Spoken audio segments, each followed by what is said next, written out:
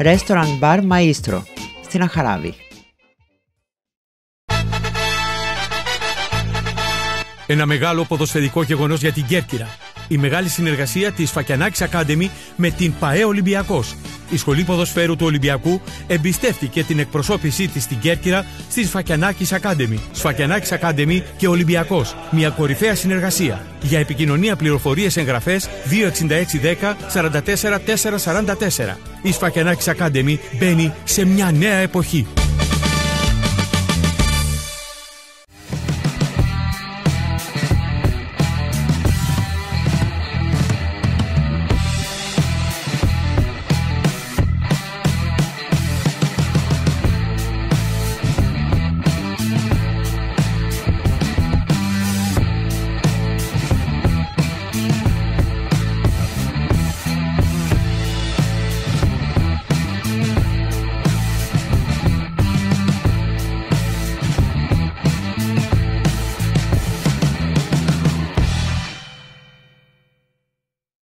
Αγαπητοί τηλεθεατές και τηλεθεάτριες, καλησπέρα σας. Η αθλητική ατζέντα της Κέρκυρας και σήμερα κοντά σας, Γιώργος Θεοδόρου, Βίκης Παργινός. Καλησπέρα. Γεια σου, Γιώργο. Τι γίνεται?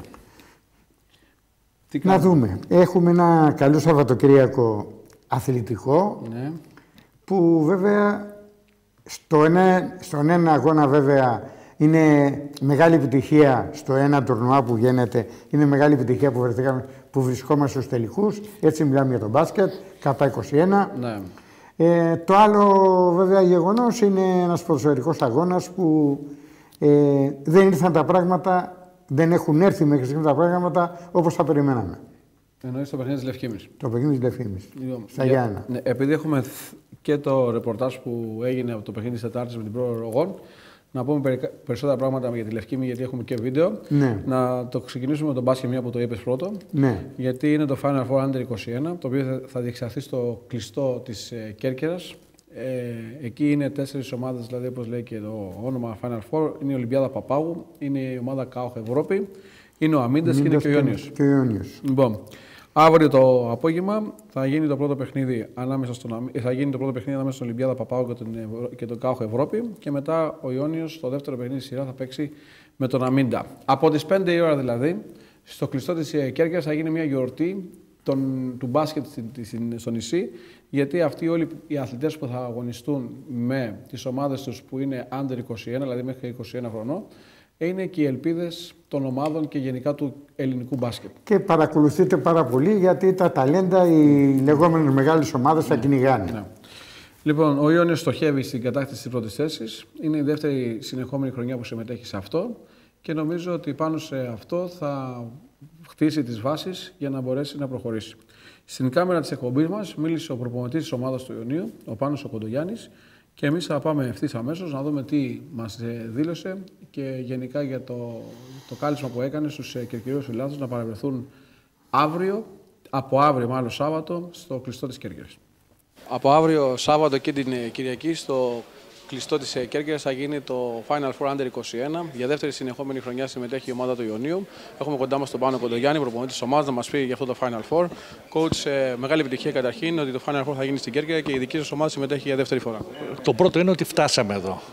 Είναι μεγάλη επιτυχία. Έχουμε μια καλή ομάδα που μπορούμε να διεκδικήσουμε τα πάντα.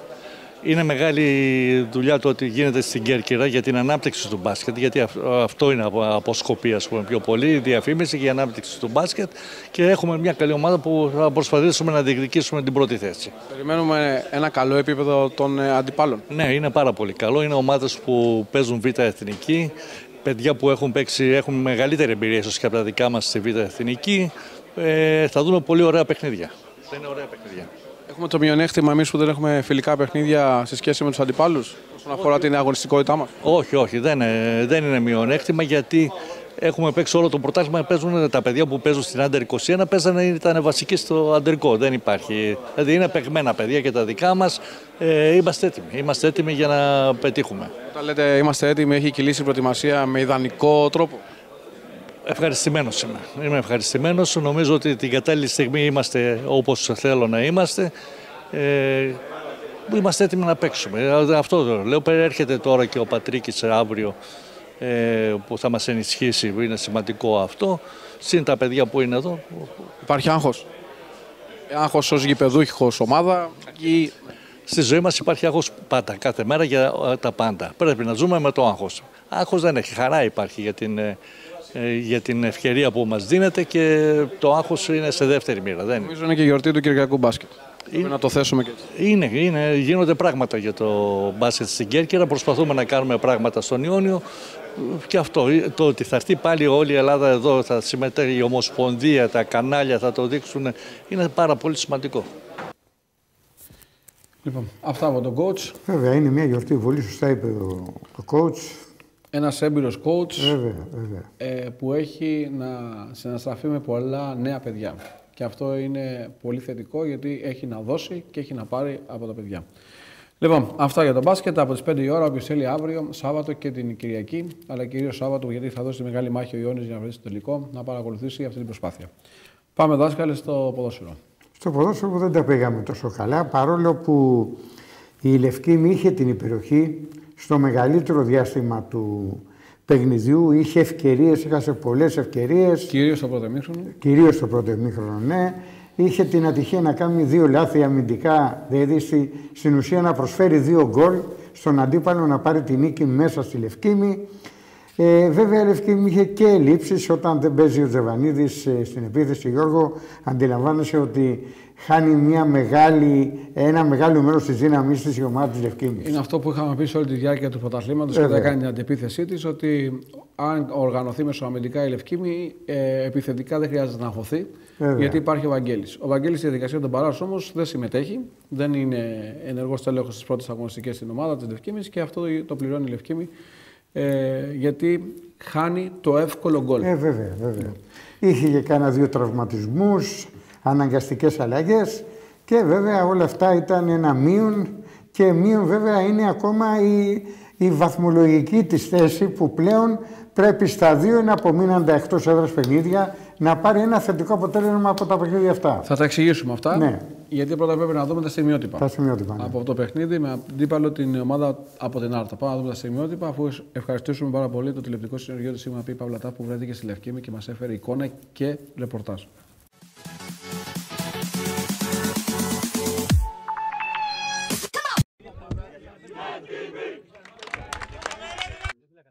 Η βαθιά μπαλιά για τον Ρούση υπάρχει offside. Την ομάδα της Άρτας είναι με τον Φώτη, τον Παπανδρέου. Προσπαθεί να τον ανακόψει εκεί ο Τριανταφυλλίδης. Παπανδρέου, ωραία προσπάθεια, επιχειρεί και τη σέντρα, πολύ κακή. Κακή επιλογή. Σιδηρόπουλο τώρα όμως για την ομάδα της Άρτας. Το σου τελείως άστοχο out. Θέλει να την κατεβάζει ωραία ο Όκο. Ο Όκο θα περάσει η μπαλιά του όμως. Επιμένει όμως, κερδίζει το ψώτο, καλό σουτ. Πολύ καλό σουτ από τον Κυπτίου. Εκεί που θα τρέξει ο Ρούσης. Υπάρχει offside. Ένα offside που φέρνει τις διαμαρτυρίες. Ήταν πολύ ωραίο το σουτ από τον Κώστα τον Κυπτίου. Να φτάνει στον Κώστα τον Κυπτίου. Κυπτίου, ωραία θα ελεγχθεί, θα επιχειρήσει νέο σούτ αυτή τη φορά, είναι πάρα πολύ άστιχο. Έξι την μπάλα Ουόκο, ωραία θα την κατεβάσει. Ουόκο, να δούμε την προσπάθεια Ουόκο σε μια καταμέτωπο επίθεση, θα περάσει μες στην περιοχή και τελευταία στιγμή θα διώξει σε κόρνερ. Πάρα πολύ ωραία η προσπάθεια. Όλος ο κόσμος στην περιοχή του Μπακόλα, η μπάλα θα περάσει από όλους, τελικά η κεφαλιά, νέο κόρνερ. Ουόκο, Κυπτίου, πολύ ωραία λάσου την μπάλα, η κάθετη να λοιπόν από δεξιά με τον Κωστακιώτη.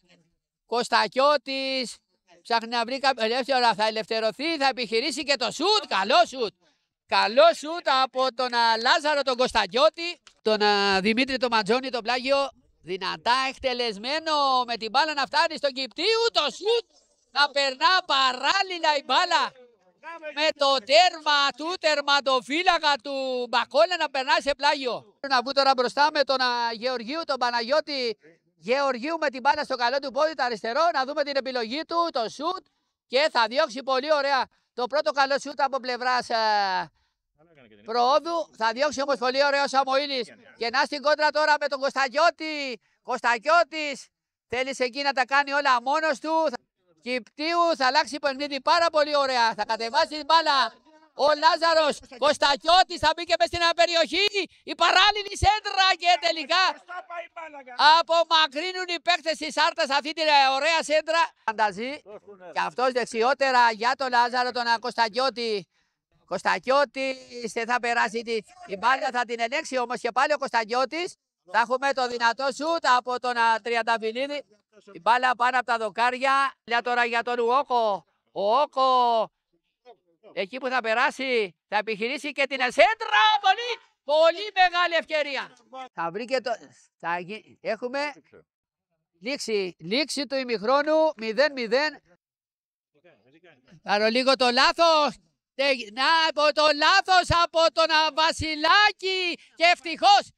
Όχι, γκολ. Γκολ από τον Σιδηρόπουλο. Γκολ από τον Σιδηρόπουλο, ένα γκολ δώρο θα λέγαμε αγαπητοί φίλοι. Ένα τραγικό λάθος από τον Βασιλάκη, το λάθος γύρισμα θα το εκμεταλλευτεί με τον καλύτερο τρόπο ο Σιδηρόπουλος και θα κάνει το 0-1. Να λοιπόν που το δεύτερο ημίχρονο ξεκινά πολύ άσχημα για την ομάδα της ΑΕΛ, ακριβώς στο 50 το 0-1 με τον Σιδηρόπουλο. Ο Σιδηρόπουλος λοιπόν αγαπητοί φίλοι θα εκμεταλλευτεί με τον καλύτερο τρόπο το τραγικό λάθος από τον Γιάννη τον Βασιλάκη. Παρεβάλε. Έτοιμο γκολ θα λέγαμε έδωσε στον Σιδηρόπουλο. Ένας χαρισματικός παίκτης και σκόρε. Δεν θα αντεχάσει το Γιάννη. Γαρδικιώτης, Βλάσης μες στην περιοχή. Ο Ρούσης προσπαθεί. Φανταζεί δεν θα συνεννοηθεί σωστά. Και τελικά θα έχουμε το κόρνερ.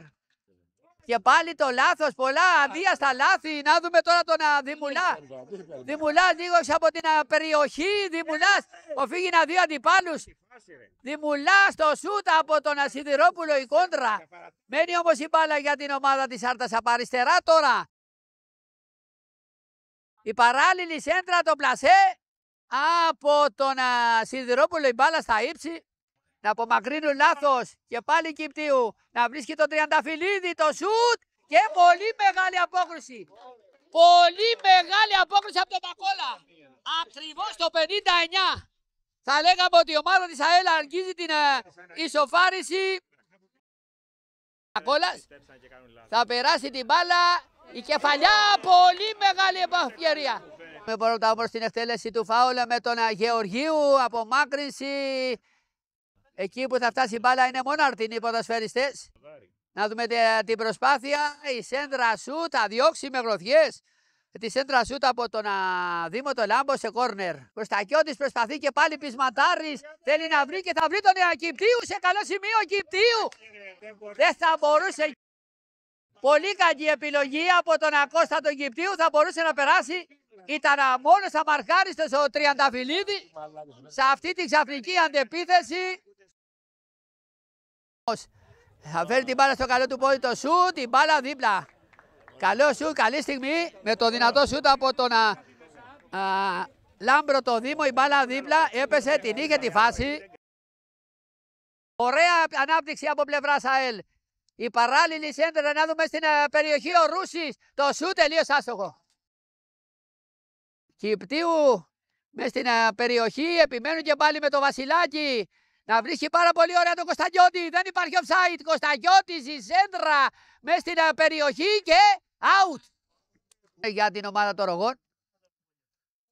Θα διώξει πολύ ωραία με γροθιές ο Σαμοήλης παρά το πρόβλημα τραυματισμού που αντιμετωπίζει με την μπάλα να γυρνά πίσω στον Δημουλά. Η σέντρα από τον Δημουλά. Η κεφαλιά απομάκρυνση εκεί που τελικά δεν φωνάζει χέρι. Το σούτ από τον Σιδηρόπουλο.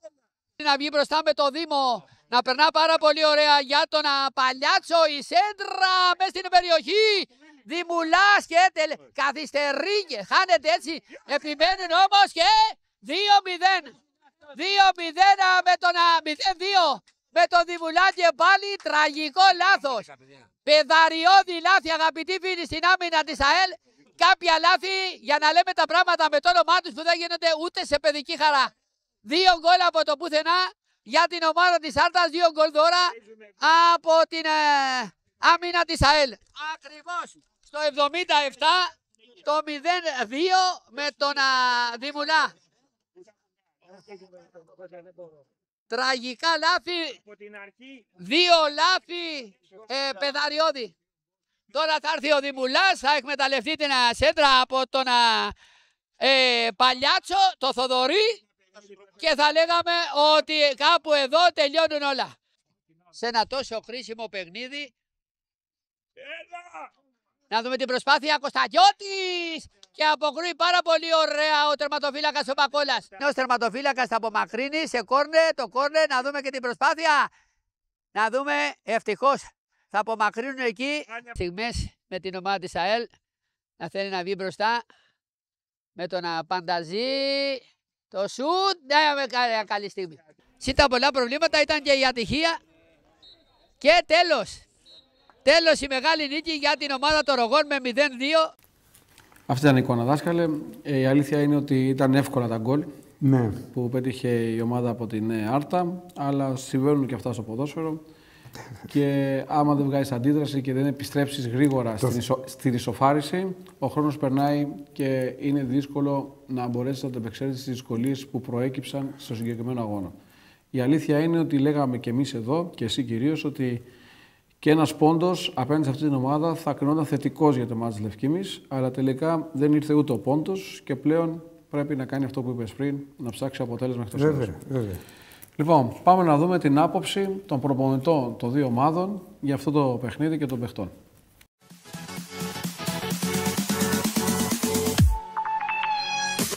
Λοιπόν, κοντά μας ο προπονητής της ομάδας της Προόδου Ρογών, ο κύριος Γιώργος Νταλάκας. Coach, μια πολύ μεγάλη νίκη σήμερα για την ομάδα σας. Θα έλεγα ότι έπαιξε πάρα πολύ έξυπνα. Ήταν πολύ καλά στημένη στο γήπεδο και πήρε πραγματικά αυτό που ήθελε με απέναντι σε μια ομάδα η οποία έχει μια πάρα πολύ ισχυρή έδρα.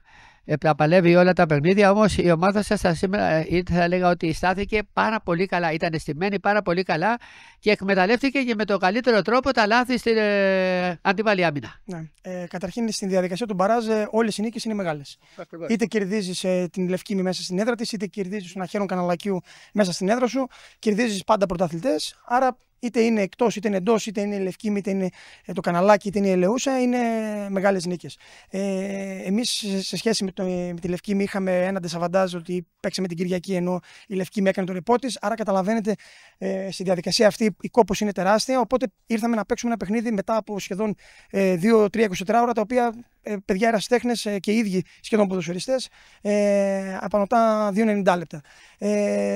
Θεωρώ ότι εντάξει, αν είχαμε σαν στήσιμο έξυπνο, σαν δεν ξέρω πώς το έχετε σκεφτεί κι εσείς, εγώ θεωρώ ότι το ίδιο παιχνίδι κάναμε και με το Καναλάκι, το ίδιο παιχνίδι κάναμε και με την Ελεούσα, το ίδιο κάναμε και σήμερα. Εκμεταλλευτήκαμε τα λάθη που είπατε των παιδιών της Λευκήμης. Κινδυνεύσαμε, θεωρώ, ελάχιστα προς το τέλος, όταν ήδη και τα παιδιά είχαν κουραστεί και ίσως και δεν είχαν και άλλη λύση.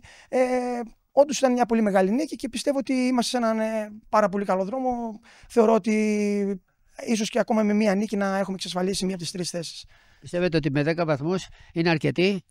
Έχετε άλλο ένα παιχνίδι φυσικά στο γήπεδό σας, έχετε κάνει το ρεπό σας, οπότε έχετε όλη την άνεση.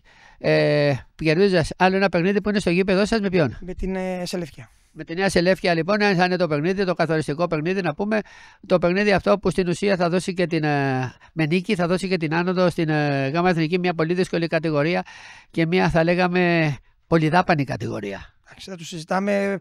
Είναι μια κατηγορία που πιστεύω ότι αλλάζει πάρα πολύ από το τοπικό πρωτάθλημα το μπάτζετ των ομάδων.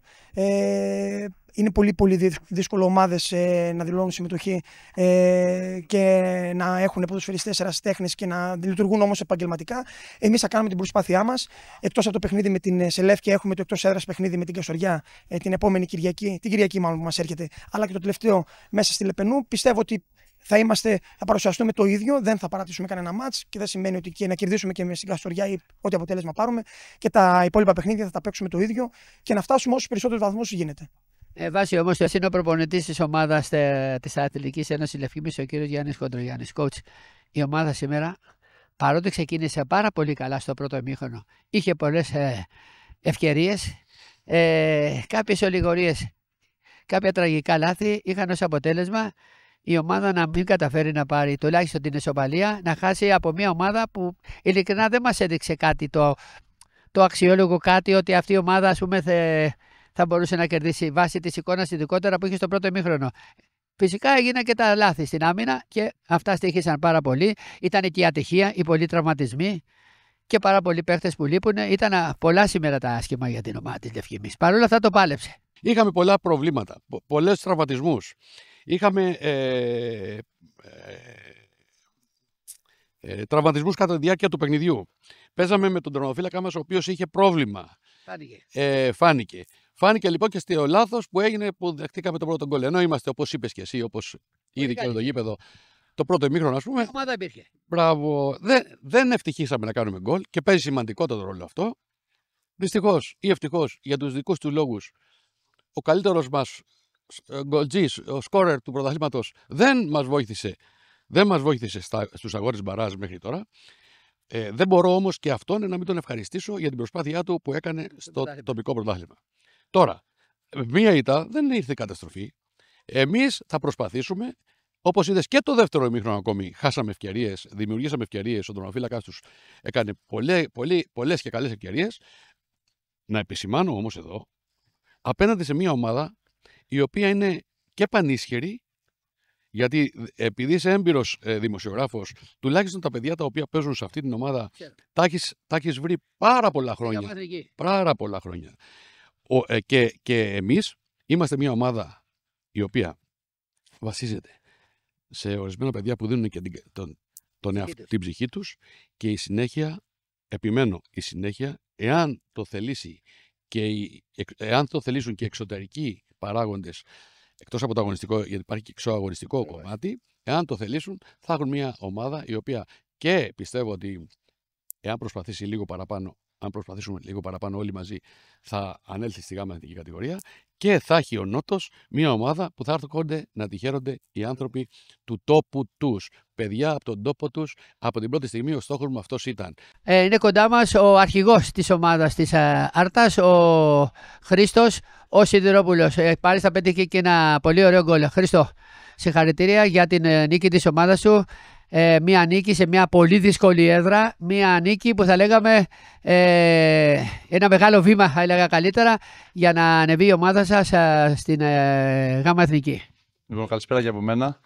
Εμείς ήρθαμε εδώ με πολλή κούραση από τον προηγούμενο αγώνα. Είχαμε δώσει μια μεγάλη μάχη την Κυριακή και ήρθαμε όμως διαβασμένοι. Ήξερε ο προπονητής μας, μαζί και εμείς, τα παιδιά τα γνωρίζαμε πολλά χρόνια από τη γάμα εθνική που παίζαμε παλιά, αντίπαλοι. Γνωρίζαμε ποιοι παίχτες είναι εδώ. Ήρθαμε διαβασμένοι το πώς θα συστηθούμε στο γήπεδο. Ξέραμε την κούρασή μας. Ξέραμε ότι πρέπει να περάσει το ημίχρονο, να πιεστούν, να αγχωθούν τα παιδιά και να φύγουμε σε κάποια ευκαιρία στην κόντρα.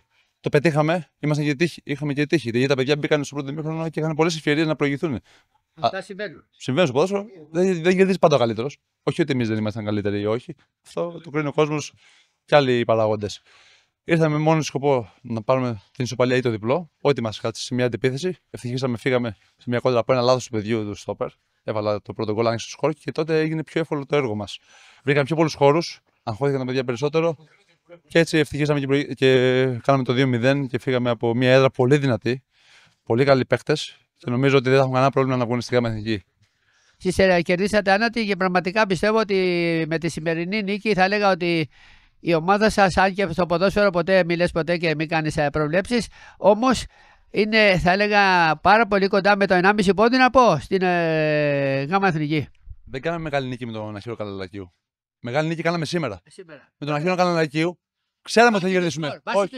Και παιχτών, αν βάλεις κάτω τα ονόματα που έχουν η μία ομάδα με την άλλη, είμαστε πολύ καλύτεροι, πολύ ανώτεροι. Τα ονόματα που έχουμε εμείς δεν έχει καμία ομάδα από τις περιοχές μας. Εδώ ήταν πολύ καλοί ποδοσφαιριστές, είναι εκτός έδρας και έρχεται μακριά, κούραση. Ναι, το καταλαβαίνουμε. Εκείνους τους αγώνες περιμέναμε να κερδίσουμε. Και κάναμε γκέλα με τα Γιάννενα. Γιατί ήμασταν με 10 παίχτες. Πιστεύω είναι δύσκολο πρωτάθλημα. Λίγες αγωνιστικές, με πολύ ζέστη. Πιστεύω όμως ότι θα βγουν τα παιδιά και εμείς νομίζω ότι είμαστε σε πολύ καλύτερη μοίρα, θα έλεγα. Γιατί έχουμε κάνει και το ρεπό μας. Και ελπίζω να λέμε για τα παιδιά να έχουν καλή συνέχεια. Συγχαρητήρια στην ομάδα της Λευκήμης. Όλα καλά. Ευχαριστούμε πάρα πολύ. Τα παιδιά της διοίκησης κάνουν τεράστιο αγώνα σε αυτές τις δύσκολες εποχές. Προσπαθούν να βρουν πόρους για να κοίταουν τα ταξίδια, για να βιοποριστεί η ομάδα. Έτσι. Είναι ένα μικρό χωριό, δεν είναι μια πόλη. Εδώ οι πόλεις οι μεγάλες δυσκολεύονται να υπάρχουν ομάδες. Δεν υπάρχουν ομάδες καν. Συγχαρητήρια στα παιδιά που έχουμε στη διοίκηση και ελπίζουμε σε κάτι καλύτερο. Ευχαριστώ. Να είσαι καλά. Γεια σας. Έτσι γράφτηκε η ιστορία. Βέβαια, να δούμε και τα υπόλοιπα αποτελέσματα. Και εδώ να κάνουμε μια ανάλυση που χρειάζεται. Λοιπόν, πάμε. Αποτελέσματα. Ήταν η τέταρτη αγωνιστική των Παράς των πρωταθλητών των ΕΠΣ και την άνοδο στην ΓΑΜΑ εθνική κατηγορία. Εδώ είναι αποτέλεσμα, δάσκαλε, που είναι οδυνηρό για την ομάδα του Κανελακίου. Βέβαια. Αχέρο Κανελακίου Άρης Λεπενούς 2-2. Στις καθυστερήσεις δέχτηκε τον γκολ η ομάδα του Κανελακίου, τον γκολ της Σοφάρης, δηλαδή από την ομάδα του Αγρινίνου, τον Άρη Λεπενούς. Και πλέον η αποστολή που έχει ο Αχέροντας από εδώ και πέρα είναι κάτι παραπάνω από δύσκολη. Και να πούμε για μια ακόμη φορά ότι είναι η πιο ακριβή ομάδα αυτών των αγώνων. Το πιο υψηλό budget της κατηγορίας. Λοιπόν, και ο Αχέροντας έχει να κάνει και το ρεπό του. Γιατί αυτό είναι το μεγάλο μείον. Ναι, αυτό είναι το μεγάλο μείον. Στα 3 παιχνίδια που απομένουν έχει να κάνει και το ρεπό του. Και έχει να παίξει και παιχνίδι με τη Θίελα Ελεούσα στα Γιάννενα. Λοιπόν, Λευκήμις Πρόοδος Ρογών 0-2 τα είπαμε και ΑΕΣ Σελεύκια Καστοριά 1-0. Ακόμη μια νίκη για τη Σελεύκια. Η Σελεύκια η οποία πλέον πηγαίνει πάρα πολύ καλά. Τη Σελεύκια δεν την είχαμε υπολογίσει τόσο δυνατή. Να πούμε την αλήθεια, γιατί εμείς εδώ στην εκπομπή μας δεν κρυβόμαστε πίσω στο δάχτυλό μας. Θεωρούσαμε ότι θα έχει μια απλή συμμετοχή σε αυτή τη διαδικασία των Παράς, αλλά δείχνει πανίσχυρη και δείχνει ικανή να διεκδικήσει με αξιώσεις την άνοδό της στην παραπάνω κατηγορία. Έχει βέβαια και αυτή 2 παιχνίδια να δώσει, γιατί η τελευταία αγωνιστική έχει το ρεπό της. Και θα πάμε ευθύς αμέσως να δούμε την βαθμολογία και πώς έχει διαμορφωθεί μετά το πέρας των πρώτων 4 αγωνιστικών. Λοιπόν, η Πρόοδος Ρογών μαζί με τη Σελεύκια δάσκαλα έχουν από 7 βαθμούς. Άραγε η Σελεύκια τα 2 παιχνίδια που έχει, το ένα από τα 2 να πάρει, έχει ανέβει. Ναι, και η Πρόοδος Ρογών. 10 βαθμοί. 10 βαθμοί θεωρώ ότι είναι ικανή πλέον. Βέβαια. Έτσι όπως είναι η κατάσταση. Άρες Λεπενούς 5 βαθμούς. Έχει κάνει το ρεπό του Άρες Λεπενούς. Θίελα Ελεούσας 4 βαθμούς. Λευκήμη 4, Αχέρο Κανελακίου 4 και Καστοριά 1 βαθμό. Τώρα, η Θίελα Ελεούσας έχει τη δυνατότητα να εκμεταλλευτεί τον παράγοντα έδρα και να πάει και αυτή στους 10 βαθμούς. Έχει τη δυνατότητα. Γιατί έχει 2 παιχνίδια στην έδρα της. Επομένως, είναι αυτό που είχαμε πει. Η έδρα θα παίξει το μεγάλο ρόλο για την άνοδο. Το μεγαλύτερο. Λοιπόν. Η Λευκήμη τον παράγοντα έδρα δεν τον αξιοποίησε γιατί γνώρισε ήττα με την ομάδα από την Άρτα. Μεγάλο μειονέκτημα. Βέβαια. Λοιπόν, άρα εδώ πηγαίνουμε σε μια διαδικασία αγώνων μπαρά στο φινάλε με το Αχέρο Κανελακίου που ήταν τον grand favori να δυσκολεύει πάρα πολύ τη διεκδίκηση της ανόδου. Έτσι όπως είναι τα παιχνίδια τώρα. Και την Πρόοδο Ρογών. Να είναι ευχάριστη έκπληξη. Η ευχάριστη έκπληξη, ναι. Και παρόλο που είναι μια ομάδα που δεν έχει δείξει αγωνιστικά ότι είναι η σούπερ ομάδα. Ναι. Γιατί από ό,τι έχω πληροφορηθεί και στο προηγούμενο παιχνίδι ο αντίπαλος ήταν καλύτερος, αλλά πήρε την νίκη. Σωστά μιλάς. Λοιπόν, έτσι έχουν τα πράγματα. Εκεί που υπολογίζαν όλοι τη Θίελα Ελεούσας, τον Αχέροντα Κανελακίου, κυρίως αυτές τις 2 ομάδες, δεν έχουν έρθει τα πράγματα έτσι όπως τα υπολόγιζαν. Και τον Άρη Λεπενούς υπολογίζαμε. Ναι, γιατί είχε πολλούς παίκτες από τον Παναγενειακό. Τον υπολόγιζαν και αυτό για δύναμη. Ο Άρης δείχνει πάντως ότι μπορεί. Εν πάση περιπτώσει, αυτή η αγωνιστική που έρχεται θεωρώ ότι είναι η πιο κρίσιμη. Θα βγουν τα πιο ασφαλή συμπεράσματα και θα είναι ξεκάθαρη εικόνα των ομάδων. Αυτά από την ΓΑΜΑ εθνική κατηγορία. Η Λευκήμη έχει πολύ δύσκολη αποστολή. Να πούμε και 2 πράγματα για το ρεπορτάζ. Γνωρίζει ότι η ομάδα της Θίελα Ελεούσας είναι πανίσχυρη, αλλά τη δεδομένη χρονική στιγμή υπερτερεί και η Θίελα Ελεούσας σε άλλο τομέα. Και αυτός ο τομέας είναι οι απουσίες που έχει η ομάδα της Λευκήμης. Θα αγωνιστεί με πάρα πολλές απουσίες, εκτός από τον Τσέβα που είπε δάσκαλε. Ο τερματοφύλακας είναι αφίβολη ως απίθανη συμμετοχή του.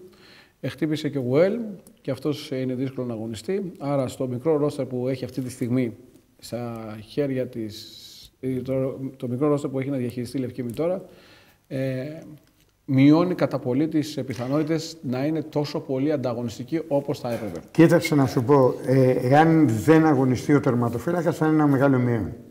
Είναι αφίβολη η συμμετοχή του. Ναι. Εάν αγωνιστεί ο τερματοφύλακας, εγώ πιστεύω ότι μπορεί η Λευκήμη να πάρει ένα θετικό αποτέλεσμα. Δηλαδή έχει την εμπειρία για να πάρει ένα παιχνίδι δύσκολο. Σωστά. Λοιπόν, είναι ένα πολύ σημαντικό παιχνίδι όπως και να έχει. Ναι, καλά, βέβαια. Ναι. Και θεωρώ ότι είναι ένα παιχνίδι που θα κρίνει πολύ, κατά πολύ, το μέλη γενέστερ της ομάδας αυτής σε αυτή τη διαδικασία των μπαράζ. Λοιπόν, αυτά και από τους αγώνες μπαράζ. Θα πάμε σε ένα διαφημιστικό διάλειμμα και θα επιστρέψουμε εδώ, δάσκαλε, για να πούμε δύο πράγματα για το βιβλίο του μεγάλου αείμνηστου Γιάννη Ιωαννίδη.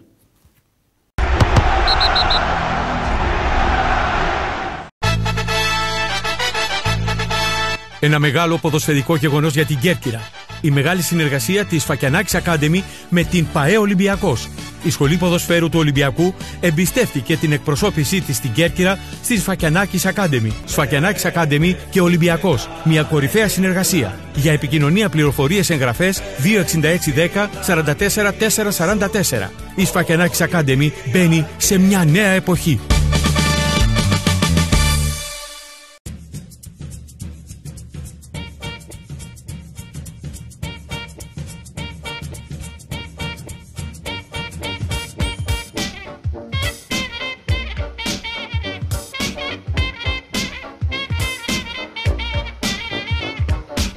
Restaurant Bar Maestro στην Αχαράβη.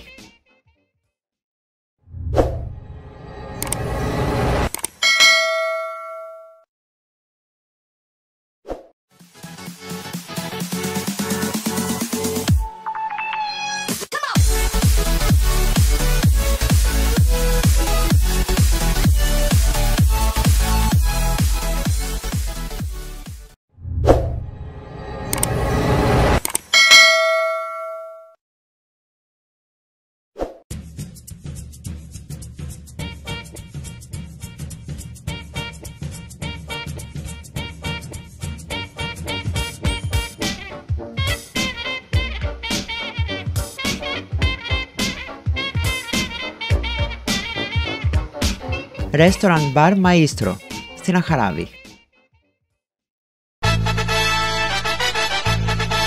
Ένα μεγάλο ποδοσφαιρικό γεγονός για την Κέρκυρα. Η μεγάλη συνεργασία της Σφακιανάκης Academy με την ΠΑΕ Ολυμπιακός. Η Σχολή Ποδοσφαίρου του Ολυμπιακού εμπιστεύτηκε την εκπροσώπησή της στην Κέρκυρα στη Σφακιανάκης Academy. Σφακιανάκης Academy και Ολυμπιακός. Μια κορυφαία συνεργασία. Για επικοινωνία, πληροφορίες, εγγραφές 26610 44 444. Η Σφακιανάκης Academy μπαίνει σε μια νέα εποχή.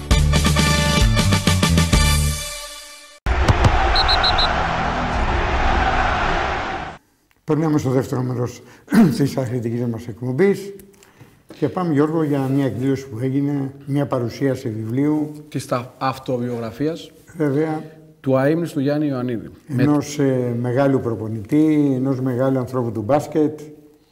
Η γενιά η δική μας, δάσκαλε, και πιο πριν η δική σας με τη μεγάλη ομάδα του Άρη, αλλά και εμείς από το 98-99 και μετά με τη μεγάλη ομάδα που δημιούργησε ο Γιάννης Ιωαννίδης με ηγέτη το Σοκράτη Κόκαλη, μιλάω για την ομάδα του Ολυμπιακού. Ο Γιάννης Ιωαννίδης ήταν κάθε εβδομάδα στα σπίτια των Έλληνων φιλάθλων με την μεγάλη παρουσία που είχε ο Ολυμπιακός. Ήταν ένας σπουδαίος προπονητής, ιδιόρυθμος. Έγινε πολύ μεγάλη ανάλυση από δύο σπουδαίους, πραγματικά σπουδαίους, με κεφαλαία γράμματα αθλητικογράφους, δημοσιογράφους, παύλα αθλητικογράφους και συγγραφείς, όπως είναι ο Βασίλης Σκουντής και ο Δημήτρης Καρίδας. Ανέλησαν με λεπτομέρεια το πώς τον έζησαν τον Γιάννη Ιωαννίδη και πώς αποφάσισε ο Γιάννης Ιωαννίδης να εμπιστευτεί σε αυτούς τους δύο σπουδαίους δημοσιογράφους την όλη του τη ζωή, γιατί στην ουσία είναι αυτοβιογραφία του, το βιβλίο είναι σε πρώτο ελληνικό. Έγινε μέσω πανδημίας όλο αυτό, λίγο πριν φύγει από τη ζωή, γιατί ο Ιωαννίδης συμπλήρωσε προχτές 1,5 ακριβώς χρόνο που έχει φύγει από τη ζωή και ζήτησε να μην αλλάχτεί ούτε μία λέξη. Και ήταν και επιθυμία της οικογένειας. Λοιπόν, στην βιβλιοθήκη του Ιόνιου Πανεπιστημίου έγινε η παρουσίαση, πολύ πετυχημένη παρουσίαση και από το Ιόνιο Πανεπιστήμιο που ήταν εκεί οι άνθρωποι του, όπως ο Άκης ο Παυλογιάννης, και γενικά από το Σκουντή και τον Καρίδα και όσους άλλους μίλησαν για τον Γιάννη Ιωαννίδη, όπως ο Κοντογιάννης, ο coach, όπως και ο Διαμαντής ο Σκόδρας που τον έζησαν στην εποχή του Άρη, και άλλοι που μίλησαν, και νομίζω ότι κυρίως για τα παιδιά του 2000 και μετά που τον έζησαν και που είχαν δυνατότητα να παρακολουθούν το μπάσκετ, θυμήθηκαν τα παλιά, αλλά και για τα νέα παιδιά είναι ένα βιβλίο που δείχνει τη ζωή ενός ανθρώπου που ξεκίνησε από μια γειτονιά της Θεσσαλονίκης και έφτασε στο πιο ψηλό επίπεδο. Και αυτά τα βιβλία εμένα μου αρέσουν και προτείνω και στον κόσμο να το έχει στα χέρια του, στην κατοχή της βιβλιοθήκη του, αυτό το βιβλίο που λέγεται. Είναι μια ιστορία του μπάσκετ ο Γιάννης Ιωαννίδης. Σωστά. Λοιπόν, εμείς θα πάμε στο Ιόνιο Πανεπιστήμιο τώρα για να δούμε όλη την εκδήλωση που έγινε για την παρουσίαση της αυτοβιογραφίας του Γιάννη Ιωαννίδη, που πραγματικά έκλειψε εντυπώσεις. Γιάννης Ιωαννίδης, γεννημένος νικητής. Να είστε καλά. Καλό βράδυ και καλή επιτυχία στις κερκυραϊκές ομάδες. Καλησπέρα σας. Να ξεκινήσουμε σιγά σιγά.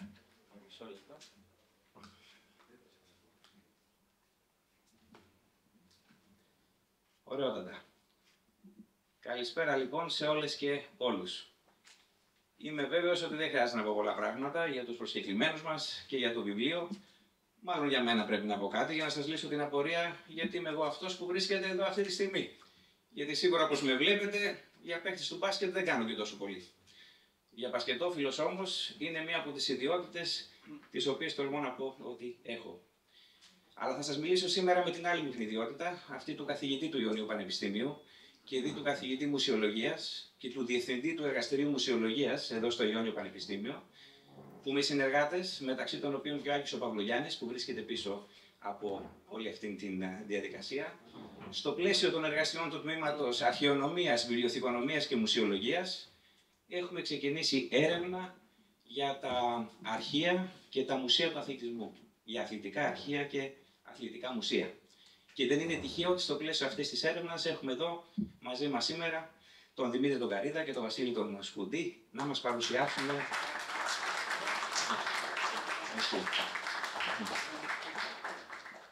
Να μας παρουσιάσουν το βιβλίο που επιμελήθηκαν και να μας βοηθήσουν μέσα από τις σελίδες τους να διαβάσουμε και να ακούσουμε τον αείμνηστο τον Γιάννη τον Ιωαννίδη. Έτσι. Να ξεκινήσω μεταφέροντας βεβαίως τους χαιρετισμούς της Βρυτανίας του Ιωνίου Πανεπιστημίου, της κοσμητείας της σχολής μας, της Σχολής Επιστημών της Πληροφορίας και Πληροφόρησης και βεβαίως του Προέδρου του Τμήματος Αρχαιονομίας, Βιοθηκονομίας και Μουσιολογίας, για εσάς όλους που είστε εδώ. Να ευχαριστήσω βεβαίως τον Άκη τον Παυλογιάννη που βρίσκεται πίσω από όλη αυτή τη διαδικασία, τους ομιλητές μας που είναι εδώ, τους συγγραφείς και δημοσιογράφους, τις εκδόσεις Ψυχογιός, βεβαιότατα, τη βιβλιοθήκη που μας φιλοξενεί και από καρδιάς βεβαίως τον Σπύρο τον Ματζούκο, τον Γιώργο τον Δημουλή, τον Βασίλη τον Δραγανίγο, ποτέ δεν θα καταφέρω να το πω αυτό το όνομα, και για μένα είναι συνώνυμο του όνοματος Σκορπολίθας. Αυτό κατάφερα και το είπα. Το συζητούσα σήμερα το πρωί, με τον λίγο γλωσσοδέτης. Αλλήμον οι ευχαριστίες όμως είναι εκεί. Βεβαίως τον Γιάννη τον Πουλημένο, την Έφη τη Μάμαλου, τον Τέλη τον Αναλύτη και τον Παναγιώτη τον Καπάζογλου, που με τις ιδιότητές τους έχουν βοηθήσει στην σημερινή εκδήλωση. Να ξεκινήσω μιλώντας για μας και για το έργο που θέλουμε να κάνουμε, για τα αθλητικά αρχεία και τα μουσεία, που τα θεωρούμε στο τμήμα μας κάτι παραπάνω από αποθήκες τροπέων και φανελών. Τα θεωρούμε ζωντανή μνήμη, ιδίως όταν μιλάμε για το μπάσκετ, γιατί κάθε φωτογραφία, κάθε παπούτσι, κάθε υπογεγραμμένη μπάλα έχει να διηγηθεί μια ιστορία. Και βεβαίως υπάρχουν τα μουσεία του μπάσκετ που μπορεί να είναι μεγάλα και θεσμικά, θα έχετε ακούσει το Hall of Fame στο Springfield, αλλά υπάρχουν και τα πιο μικρά, τα τοπικά μουσεία, τα τοπικά αρχεία που έχουν σωματεία, που έχουν τα δημοτικά γήπεδα στην Ελλάδα, που κρατούν τρόπον την αναμένει την φλόγα του παρελθόντος. Και είναι χώροι που οι νεότεροι μαθαίνουν για τον Γκάλη, τον Γιαννάκη και τον Διαμαντίδη, οι παλαιότεροι συγκινούνται βλέποντας την ιστορία να τους κοιτάζει κατάματα, αλλά δεν είναι μόνο οι μεγάλοι στάρ, είναι και οι μικρές, οι ξεχασμένες στιγμές, ένας τοπικός ήρωας, μια αφίση ενός ιστορικού μάτσα, ένα δελτίο ενός αθλητή που δεν έπαιξε ποτέ επαγγελματικά, αλλά άφησε το αποτύπωμά του. Είναι όλα αυτά τα στοιχεία που όταν συγκεντρώνονται και προβάλλονται σωστά, δημιουργούν αφηγήματα που μας θυμίζουν γιατί αγαπήσαμε τον αθλητισμό, γιατί αγαπήσαμε τον μπάσκετ εξ αρχής. Και τα αθλητικά αρχεία και τα μουσεία είναι τελικά, έτσι καταλήγουν να είναι, έτσι τα θέλουμε, μια γιορτή μνήμης, συνέχειας και συναισθήματος. Και σε αυτήν ακριβώς την κατεύθυνση είναι το έργο, το πολυετές έργο των ανθρώπων που έχουμε σήμερα εδώ μαζί μας. Θα μου επιτρέψετε να πω κι εγώ λίγα λόγια για αυτούς, να ξεκινήσω από τον Δημήτρη τον Καρίδα, από τους πιο χαρακτηριστικούς μπασκετικούς δημοσιογράφους στην Ελλάδα και τον έχετε ακούσει.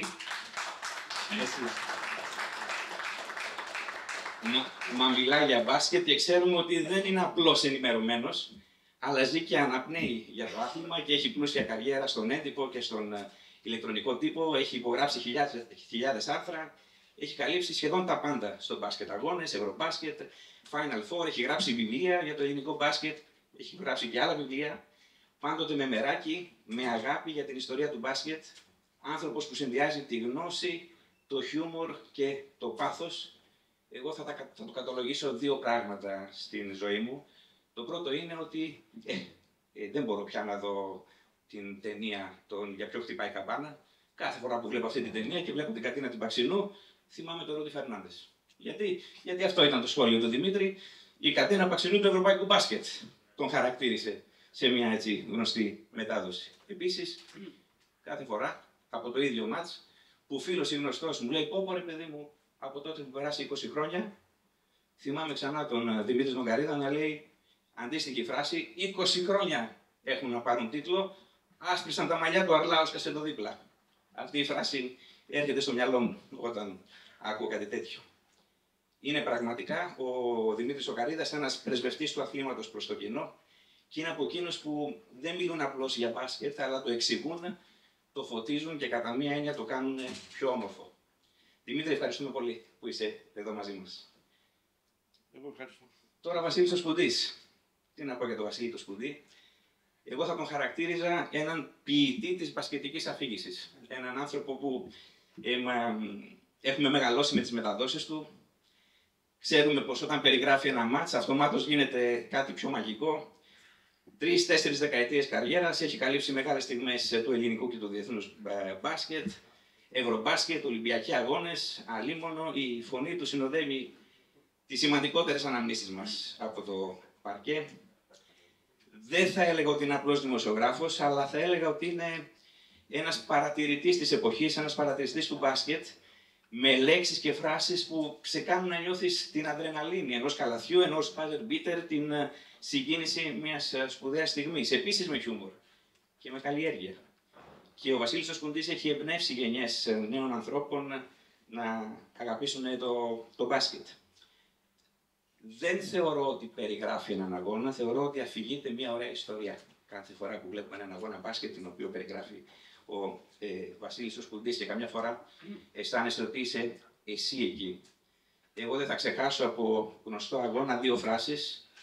Τη μία φράση είναι τελευταία δευτερόλεπτα, Ελλάδα-Γαλλία, φάουλ, πέρα από το βάλτε αγόρι, αυτό το ξέρετε όλοι.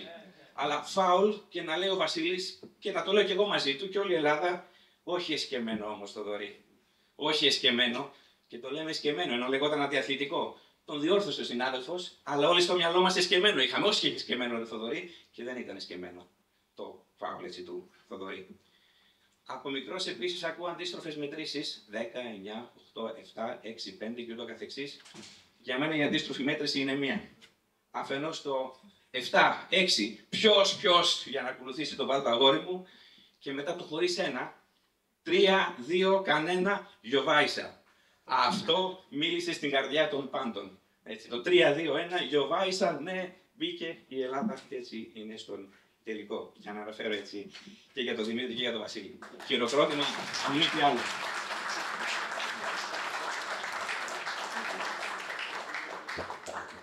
Επιτρέψτε μου βεβαίως να πω και δύο λόγια για το βιβλίο, βεβαίως για τον Γιάννη τον Ιωαννίδη, τον αείμνηστο Γιάννη Ιωαννίδη, που και αυτός δεν ήταν απλός προπονητής, ήταν προσωπικότητα.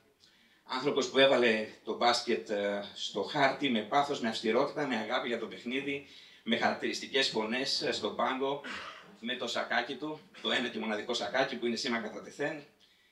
Ο ξανθός θρύλος του Άρη, του Ολυμπιακού, της ΑΕΚ, της εθνικής ομάδας, πήρε τίτλους, έφτιαξε παίκτες, ενέπνευσε φιλάθλους, αυστηρός, δίκαιος, απαιτητικός, αγαπούσε το μπάσκετ μέχρι το κόκαλο. Αν μη τι άλλο, όλοι μας τον θυμόμαστε ως έναν μαχητή, όχι απλώς μέρος της ιστορίας του ελληνικού μπάσκετ, αλλά η ίδια ως ένα βαθμό ιστορία του ελληνικού μπάσκετ.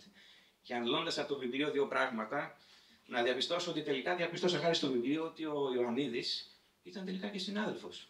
Συνάδελφος δικός μου. Ο Δημήτρης ο Καρίδας τον λέει καθηγητής στο Ανοιχτό Πανεπιστήμιο Ιωαννίδη. κάθε Παρασκευή όταν ο Ιωαννίδης κατέβαινε στην Αθήνα, στις ατέλειωτες συζητήσεις τους που όλα επιτρέπονταν, εκτός από το να ανάψει κανείς τσιγάρο με τον αναπτήρα του Ιωαννίδη μετά τις 12 τα μεσάνυχτα. Καλά δεν θυμάμαι, Δημήτρη. Έτσι είναι. Έτσι. Ο Ιωαννίδης, ο οποίος Ιωαννίδης αφενός χαρακτήρισε τον εαυτό του άκουσον, Βελγίδα χωρική του 19ου αιώνα, μας λέει ο Βασίλης ο Σπουδής. Κάποια στιγμή ο Ιωαννίδης έτσι χαρακτήρισε τον εαυτό του και βεβαίως συγκινήθηκα κι εγώ όταν γράφει ο Βασίλης ο Σπουδής ότι είδε τον Ιωαννίδη να κλαίει. Μπορείτε να φανταστείτε τον Ιωαννίδη να κλαίει βλέποντας μια ταινία και συγκεκριμένα το άρωμα γυναίκας.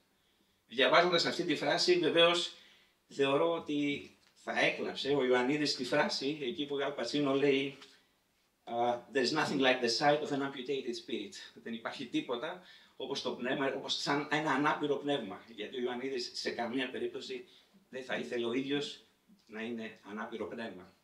Αντιθέτως, ο ίδιος ήταν γεννημένος νικητής, δεν θα μπορούσε να υπάρχει κάτι καλύτερο ως τίτλος για το βιβλίο αυτό, το οποίο είναι μια κατάθεση ζωής.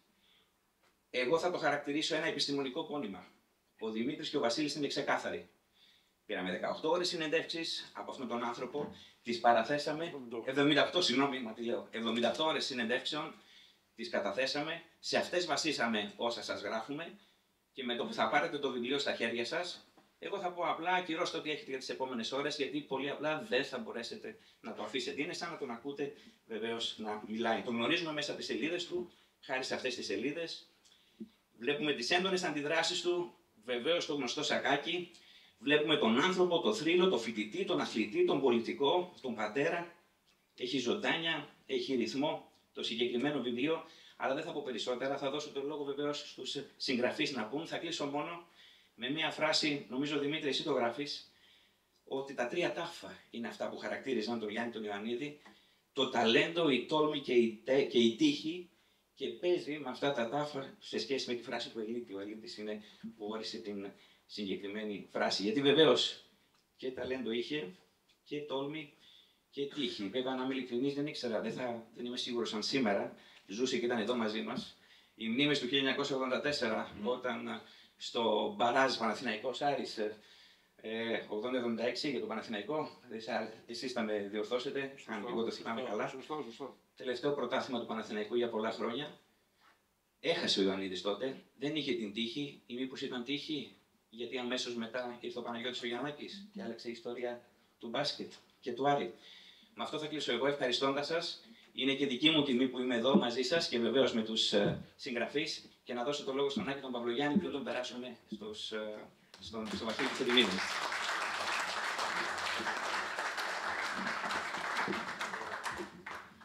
Θα είμαι πολύ σύντομος πλέον. Νομίζω ότι ο Γιώργος κάλυψε όλο το πεδίο. Από εκεί θα συνεχίσω.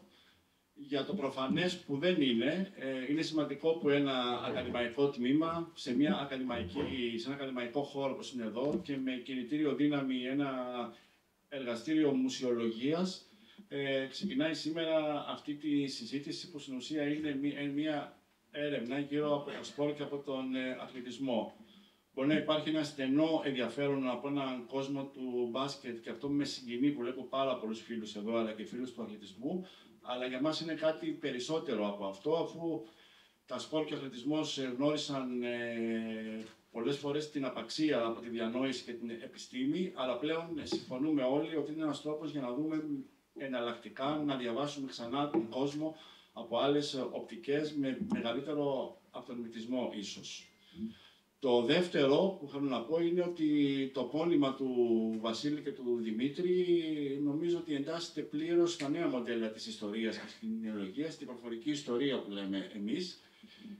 Προφανώς και οι συγγραφείς επέλεξαν το ανεπεξέργαστο κείμενο, δεν παρενέβησαν δηλαδή στο κείμενο, αλλά με αυτόν τον τρόπο παρέχουν ένα πολύ σπουδαίο υλικό για να μπορούμε να διαβάσουμε ξανά τον αθλητισμό, τις κοινωνίες, τη Θεσσαλονίκη, το Πειραιά, την Αθήνα, τους ανθρώπους και πολλά άλλα. Για τον λόγο αυτό άλλωστε φροντίσαμε κατά έναν τρόπο να έχουμε σήμερα στο ακροατήριο, φροντίσαμε να έχουμε σήμερα στο ακροατήριο ανθρώπους που θα μπορέσουν να συνδέσουν μια συζήτηση. Ο Διαμαντής ο Σκόνδρας και ο Παναγιώτης ο Κοντογιάννης είναι άνθρωποι σύγχρονοι του Γιάννη Ιωαννίδη, τον έζησαν δηλαδή πάρα πολύ κοντά.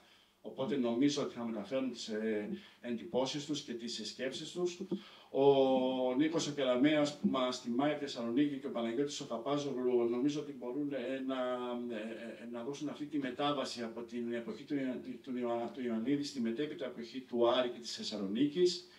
Η Βίλη Τζίβα, η οποία είναι εδώ επί σειρά ετών σύντροφος και σύζυγος του αείμνηστου Στράτου Κοσταλά, τα ζούσε στο προσκήνιο και τα άκουγε και τα συζητούσε και θα μας τα μεταφέρει. Αλλά και πολλοί άνθρωποι οι οποίοι έπαιξαν μπάσκετ τα χρόνια αυτά και είναι σήμερα εδώ, θα τους προσκαλέσουμε να πούνε την άποψή τους, ο Γιώργος Δημουλής, ο Σπύρος Πίσαρης, ο Δημοσθένης Παπαδάτος, ο Άκης ο Γεωργίου, αν θέλουν, και πολλοί άλλοι βέβαια, για να γίνει μια πολύ ωραία συζήτηση μετά, μέχρι περίπου τις 9 που έχουμε χρόνο. Το τελευταίο είναι ότι για μας ανοίγει τεράστια κεφάλαια το βιβλίο αυτό, το έχουμε συζητήσει και με τον Γιώργο του Παγιωάννου. Οι αναφορές στους αφανείς ανθρώπους των ομάδων, όπως ήταν ο περίφημος Μπουρού του Άρη, ανοίγει ένα μεγάλο ενδιαφέρον για μας, για τους φροντιστές και τους επιμελητές των ομάδων που ποτέ δεν γίνονταν γνωστοί και ήταν πίσω από τις επιτυχίες. Επίσης, η ενασχόληση του Ιωαννίδη με την νίκη και με την εξαπάτηση είναι δύο τεράστια κεφάλαια.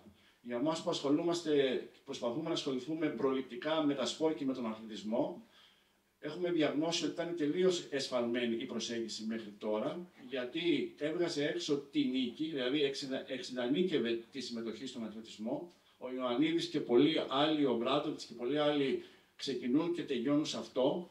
Ο Αριστοτέλης, που πολλοί επικαλούνται, έλεγε ότι αν βγάλεις τη νίκη από το παιχνίδι, τότε δεν υπάρχει πλέον.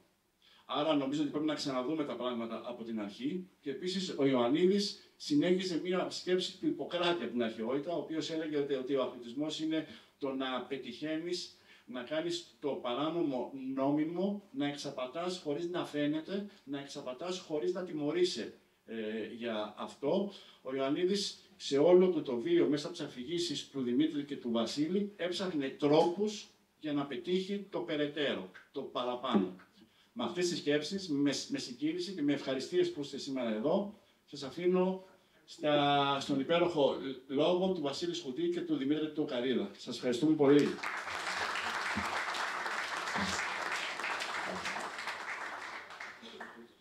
Λοιπόν, πρώτα απ' όλα να σας ευχαριστούμε πάρα πολύ για την παρουσία. Θέλω να ευχαριστώ πάρα πολύ και τον Γιώργο τον Παπαγιάννη και τον Άκη τον Παπλογιάννη και τον Άκη και τον Γιώργο.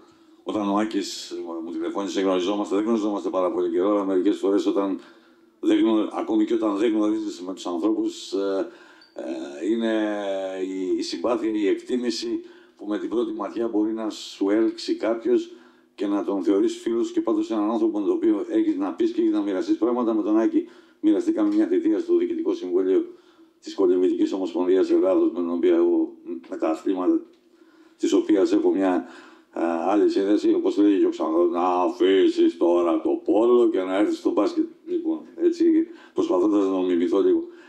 Υπάρχουν τουλάχιστον δύο προφανείς, βεβαίως, τους υπέμνησε και τους επισήμανε και ο Άκης, λόγοι που κάνουν το Δημήτρη και εμένα να αισθανόμαστε πάρα πολύ χαρούμενοι. Το πρώτο είναι ότι η εκδήλωση αυτή σήμερα πραγματοποιείται σε έναν πανεπιστημιακό χώρο. Μας στεγάζει ένας πανεπιστημιακός χώρος με ό,τι αυτό συνεπάγεται. Παρεμπιπτόντως, να πω εδώ κάτι.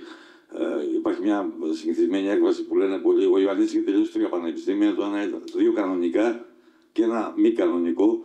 Για να πάρω τη σκητάλια από τα λεχθέντα από τον Άκη, το ένα κανονικό ήταν η γεωπονική σχολή, το δεύτερο κανονικό ήταν η βιομηχανική σχολή και το τρίτο, που μάλλον έπαιξε και τον πιο σημαντικό μαθησιακό ρόλο, όπως έλεγε η κυρία, ήταν το Πανεπιστήμιο του Δρόμου. Λοιπόν, ένα αυτό. Δεύτερο, είναι πολύ σημαντική συγκυρία το ότι συνευρισκόμαστε σήμερα εδώ, όχι μόνο σε ένα πανεπιστημιακό χώρο, αλλά στο Αβαΐον, έτσι, για να χρησιμοποιήσω μια too much έκφραση, της γνώσης και της μόρφωσης που είναι η βιβλιοθήκη.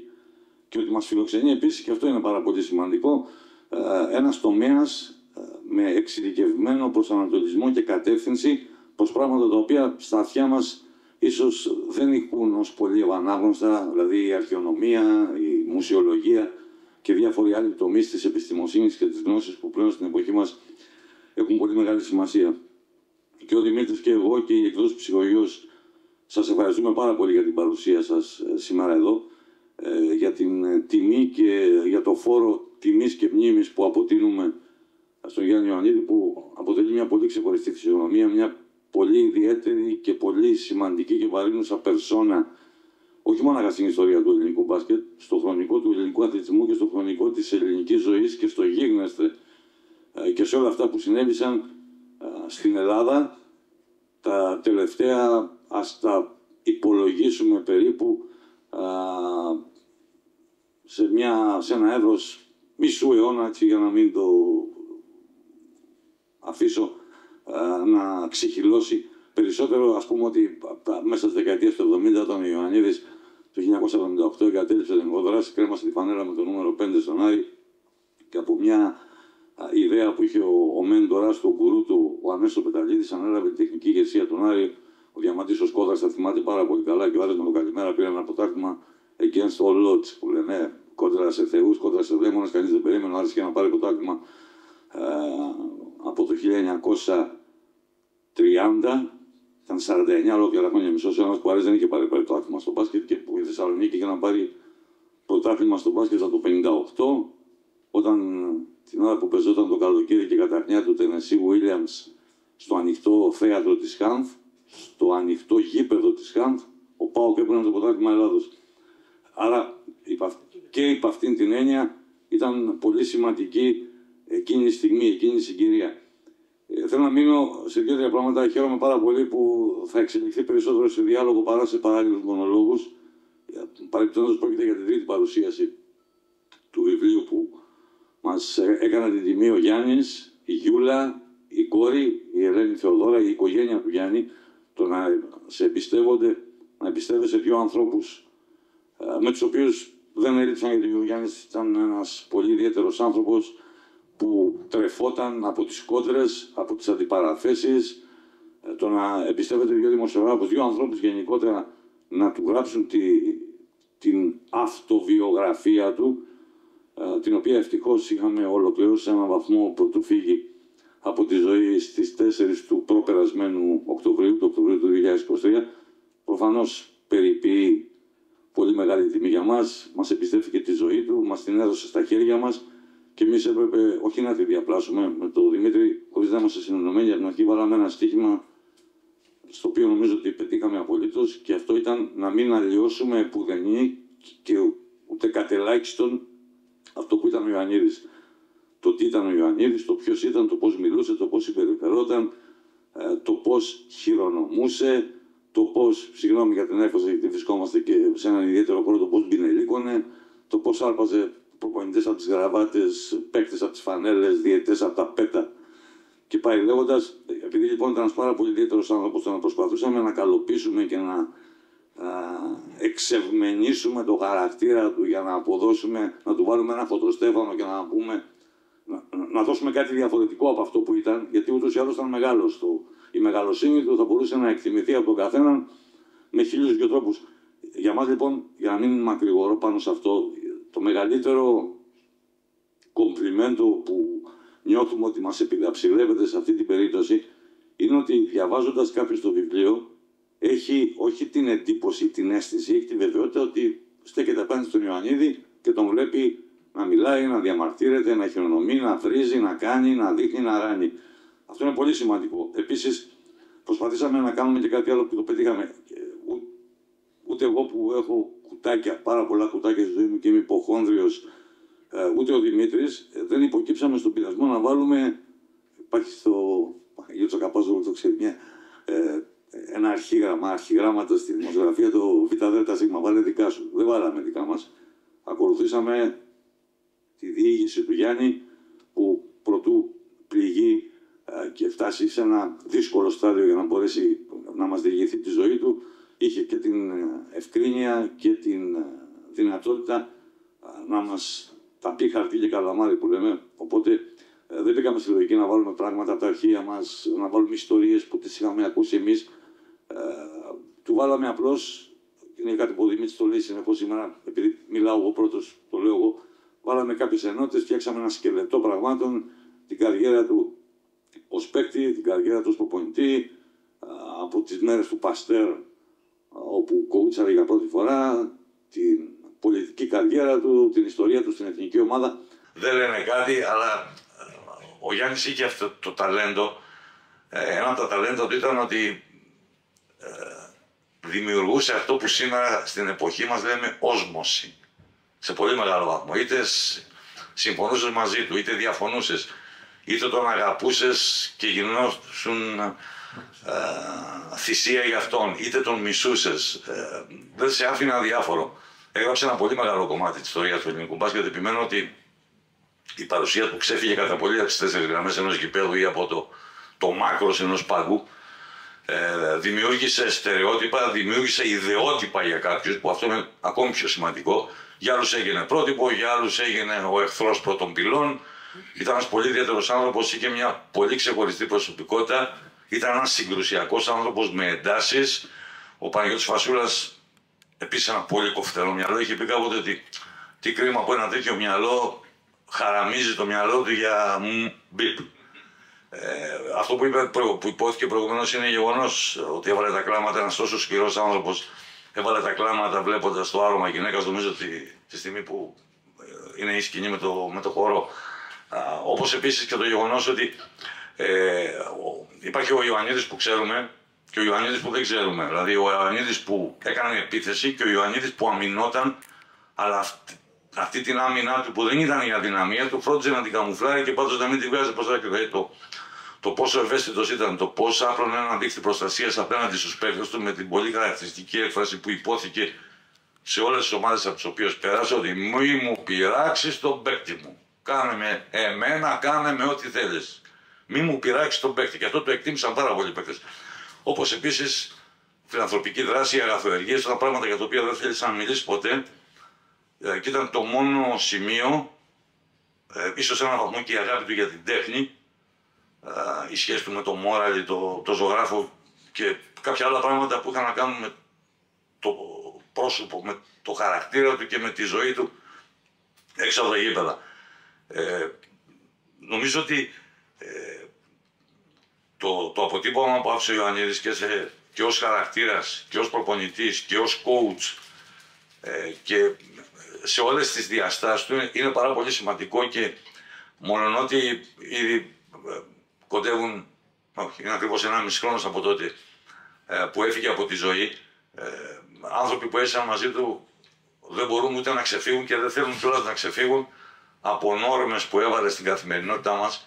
Εγώ στην πρώτη παρουσίαση που κάναμε με τον Δημήτρη σε έναν αντίστοιχο χώρο στη βιβλιοθήκη του Σταδίου Ειρήνης και Φιλίας, είπα ότι το υπερασπίζομαι κατά απόλυτο τρόπο. Μόλον ότι είχαν προηγηθεί επιτυχίες στο ελληνικό μπάσκετ, ο τρόπος με τον οποίο ο Ιωαννίδης όχι εκτέλεσε, αλλά εμπνεύστηκε το πώς μια ελληνική ομάδα εκείνη την εποχή, χωρίς τη δυνατότητα να χρησιμοποιήσει συστηματικά ξένους παίκτες, με έναν κορμό ολίγων Ελλήνων παικτών που άφηναν τα κόκαλά τους στο γήπεδο γιατί έπαιζαν 40 λεπτά. Όχι από το κέντρο εξουσίας της πρωτεύουσας. Βεβαίως ο Ιωαννίδης, ακόμη και όταν ήταν ο απόλυτος κυρίαρχος του παιχνιδιού, έλεγε και τον ρωτούσες ποιο θεωρείς το μεγαλύτερο επίτευγμά σου ή το μεγαλύτερο στόχο σου αυτή τη στιγμή. Μου το είχε πει κάποτε στη Σίβηρη αυτή. Αυτό σε μια μνημειώδη ένδειξη που είχαμε κάνει πολλών ημερών. Βλέπε βιβλίο για το περιοδικό RTV. Είπε ότι θεωρώ το μεγαλύτερο επίτευγμά μου, το μεγαλύτερο κατόρθωμά μου είναι ότι ακόμα και τώρα κάνω πόλεμο στο κατεστημένο. Είχε πλάκα αυτό γιατί κατεστημένο ήταν ο ίδιος πλέον. Είχα πει λοιπόν ότι για όλους αυτούς τους λόγους επικαλέστηκα μια κουβέντα που είχε πει ο Πέτρος ο Κωστόπουλος και κριτικαρίστηκε πάρα πολύ, και δεν το είπα επειδή ο Κωστόπουλος μας τιμούσε με την παρουσία του στο πάνελ, στο ΣΕΦ, αλλά γιατί είναι αλήθεια, δηλαδή σε έναν πολύ μεγάλο βαθμό ο Ιωαννίδης ξεβλάχεψε το ελληνικό μπάσκετ. Έδειξε ότι μπορεί να υπάρχει συστηματοποίηση της δουλειάς, ότι μπορεί να υπάρχουν, άλλη μια λέξη που είναι πολύ της μόδας τον τελευταίο καιρό, καλές πρακτικές, και στον τρόπο με τον οποίο χτίζεται μια ομάδα, στον τρόπο με τον οποίο εξελίσσεται και μεγαλώνει μια ομάδα, και στο πώς μια ομάδα που είχε να πάρει μισό αιώνα πρωτάθλημα μπορεί να γίνει μια πολύ μεγάλη αυτοκρατορία και να δημιουργήσει μια μπασκετική κουλτούρα. Προφανώς δεν υπάρχει μόνο το εγώ, υπάρχει και το εμείς. Όλο αυτό το οικοδόμημα που έφτιαξε ο Άρης, ώστε να θεωρείται σημείο αναφοράς από το τίγρη που έβαινε μέσα μέχρι το γουγκουλρόκιο, από τα χαρτάκια από τους τηλεφωνικούς καταλόγους του ΟΤΕ μέχρι τα δάκρυα του Μπαρού, του Μάκη Νάτσιου όταν έλεγε τον ύπνο. Από το σακάκι του Ιωαννίδη και τις γροθιές μέχρι την πολύ εμφατική είσοδο της ομάδας στα μάτς της Πέμπτης. Από το πώς καθιερώθηκαν οι ιερές Πέμπτες του ελληνικού μπάσκετ μέχρι αυτό που λέει ο Καρύδας, και μάλλον έχει δίκιο ότι ακόμη και τα delivery, η ιδέα του Ιωαννίδη ήταν και εκείνος τα επέβαλε τότε στον μικρό κόσμο της Θεσσαλονίκης. Αν ήταν στην Αθήνα θα τα επέβαλε στον μικρό κόσμο της Αθήνας. Με φανεί ότι το λέω με οποιοδήποτε άλλο τρόπο. Θα μπορούσαμε να μιλάμε, επειδή και ο Δημήτρης και εγώ πρώτα απ' όλα μας θύμισε με τη φιλία του, στην οποία υπήρξαν και εξαιρέσεις που επιβεβαιώνουν τον κανόνα. Δηλαδή και οι δύο είχαμε ομιλικούς καυγάδες μαζί του. Ήταν δύσκολος, δύστροπος άνθρωπος, δεν μπορούσε να έχει μια ομαλή σχέση μαζί του. Προφανώς είναι ίδιο των μεγάλων ανδρών αυτό. Θα μπορούσαμε να μιλάμε με τις ώρες. Κάναμε μια σημαντική προσπάθεια. Το βιβλίο πέρασε από 1000 μίλια κύματα για τον απλούστατο λόγο ότι πρώτα η πανδημία με ό,τι αυτή συνεπαγόταν. Δεύτερον, τα προβλήματα υγείας που άρχισαν να τον πλήττουν. Τρίτον, κάποια τεχνικά προβλήματα, όπως τα λέω εγώ, πρακτικής φύσεως δηλαδή, είχαν ως αποτέλεσμα να περάσει αρκετός καιρός από τότε που ολοκληρώθηκαν οι διηγήσεις και ολοκληρώθηκε εκ μέρους μας η συγγραφή. Θεωρούμε πολύ μεγάλη υπόθεση ότι μας εμπιστεύτηκε ο κορυφαίος εκδοτικός οίκος στην Ελλάδα, η εκδόση Ψυχογείος, για να βγει αυτό το βιβλίο. Και νομίζω ότι είναι μια κατάθεση, δύο πράγματα ήταν από το ένα, το δεύτερο έχει να κάνει με το τοπόσιμο, εδώ που είμαστε σήμερα. Το πρώτο, και τα δύο είναι λίγο υπερασπιστικά, είναι μια μορφή τακτικής συνηγόρου. Το ένα είναι ότι και αφορά εμάς, όχι επί προσωπικό, εγώ στο συνάδελφο μας, στο δημοσιογραφικό, ότι αποδεικνύεται πλέον ότι και ίσως αυτό είναι και ένα πέταγμα του γαδιού προς τον Γιώργο, προς τον Άκη, προς το ίδρυμα εδώ, ότι θεωρείται κάποτε ότι οι δημοσιογράφοι είναι το ανέκδοτο, αν χτυπούσε κάποιος παίζοντας ποδόσφαιρο, ένας δημοσιογράφος, το συνηθισμένο σχόλιο ήταν ωραία, και τώρα πώς τα γράφεις, γιατί θεωρούσαν ότι οι δημοσιογράφοι πρέπει να έχουν τα πόδια. Ότι είναι αμόρφωτοι, ότι είναι αστοιχείωτοι, ότι είναι απέδευτοι, επειδή συμβαίνουν πολλές καλές δουλειές εκδοτικές, λογοτεχνικές, τέτοιου τύπου από δημοσιογράφους τα τελευταία χρόνια. Εγώ λέω ότι είναι λίγο η εκδίκηση της γυφτιάς αυτό και η απόδειξη ότι οι άνθρωποι που διακονούν τη δημοσιογραφία μπορούν να επεκτείνουν αυτή την ικανότητά τους και σε άλλα επίπεδα, και για μας ήταν και ένα στοίχημα να βγάλουμε ένα βιβλίο αξιόπιστο, το οποίο θα ανταποκρίνεται κιόλας στην μεγάλη κληρονομιά και στην παρακαταθήκη του Πάθους Ξανθός.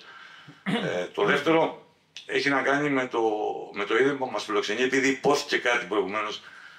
Είναι πολύ μεγάλη επιτυχία όταν, τώρα μου ήρθε αυτό να το πω, ότι όταν δραστηριότητες του αθλητισμού που κάποτε θεωρούνταν ίσονος σημασίας, μπαίνουν και περπατάνε στα κόκκινα χαλιά της γνώσης, και δεν λέω της νομενκλατούρας και της αριστοκρατίας. Για μας είναι πάρα πολύ σημαντικό ότι μας καλεί το Πανεπιστήμιο να μιλήσουμε. Ξέρετε, ο Σέξπιρ σε μια σκηνή του Άμλετ, νομίζω, δεν θυμάμαι, θέλοντας να βρίσει κάποιον, πώς θα βρεις να μιλήσουμε, λέει και εσύ ποταπέ ποδοσφαιριστή. Χρειάστηκε να σπάσουν πολλά στερεότυπα στην ελληνική κοινωνία, ίσως και στην διεθνή κοινωνία, για να γίνει αποδεκτός ο αθλητισμός ως μια δραστηριότητα, ως κάτι που θα ενδιέφερε πάρα πολύ κόσμο και θα γινόταν απολύτως αποδεκτό. Και στην Ελλάδα συνέβη αυτό και με το ποδόσφαιρο και με το μπάσκετ, που για πολλούς και προφανείς λόγους και δεν συνιστά αριστοκρατική αντίληψη και αριστοκρατική προσέγγιση, αυτό θεωρείται το πιο ευγενές ως άθλημα. Και πέρασαν πολλά χρόνια και νομίζω ότι είναι σύγχρονη κατάκτηση. Οπότε το να είμαστε σήμερα εδώ το θεωρούμε και ένα πολύ ιδιαίτερο και πολύ τιμητικό, εν πάση περιπτώσει, για μας παράσημο. Και κάτι τελευταίο για να γελάσουμε και λίγο, επειδή υπόθηκε προηγουμένως κάτι για το σακάκι του Γιάννη. Πρώτα απ' όλα το σακάκι βρίσκεται σε έναν χώρο πολύ ιδιαίτερο, στο μουσείο που έχει φτιάξει ο Άρης, στο Νίκ Γκάλης Χολ, στο Αλεξάνδριο Μέροθρο, και βρίσκεται εκεί σε μια κρεμάστρα και θυμίζει σε πολλούς, όλοι όσοι επισκέπτονται το μουσείο, και φαντάζομαι ότι κάποιοι από αυτούς που βρισκόμαστε σήμερα εδώ το έχουν κάνει. Και έχει και πολύ ωραία ιστορία του σακάκι, γιατί υπάρχει ένας αστικός μύθος, αλλά είναι πραγματικότητα. Κάποτε ένας μάνατζερ πρότεινε να παίξει στον Άρη. Ο Άρης εκείνη την εποχή ήταν η ανατέλουσα δύναμη, πήγε σε 3 διαδοχικά Final Four, δεν ευτύχησε, δεν αξιώθηκε να πάρει έναν τίτλο. Αλλά ήταν εκεί και μέχρι να τον ισοφαρίσει γιγοπλάστικα και να πάει επίσης σε 3 Final Four, πέρασαν αρκετά χρόνια για να έχουμε σερί συμμετοχών. Και τον έψινε ο μάνατζερ του να πάει στον Άρη, έχει μια ομάδα με δυναμική, με προοπτική. Του χρόνου μπορεί να πάρει το πρωταθλητριό στο Final Four. Και ο παίκτης αρνιόταν και δεν πάω. Λέει, μα πώς δεν πάει, μα δεν έχουν λεφτά. Λέει, μα πώς δεν έχουν λεφτά. Λέει, μα δεν έχουν, αφού ο προπονητής φοράει 2 χρόνια το ίδιο σακάκι. Λοιπόν, αλλά ήταν το θεοκουρικό σακάκι. Ευχαριστούμε πάρα πολύ.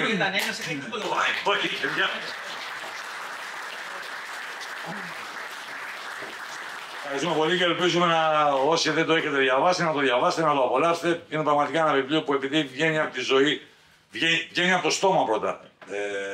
Γι' αυτό για μένα είναι το πιο σημαντικό ότι περισσότερο από το να βγαίνει από την ψυχή του και από την καρδιά του ανθρώπου και από την ιστορία της ζωής του, βγαίνει από το δικό του το στόμα. Είναι σε πρώτο πρόσωπο, χωρίς να έχει αλλοιωθεί, χωρίς να έχει παραχαραχθεί κατά γράμμα ή κατά κεραία. Ευχαριστούμε πάρα πολύ.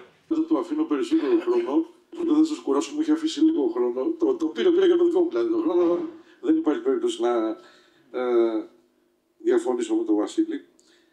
Εξάλλου συνεργαστήκαμε μετά από πολλές δουλειές και σε αυτό το βιβλίο. Θα αφήσω για το τέλος τις αυτονόητες και πολύ ειλικρινείς μου ευχαριστίες και για σας έναν προς έναν που μας τιμάτε με την παρουσία σας και για τους ανθρώπους που μας προσκάλεσαν εδώ.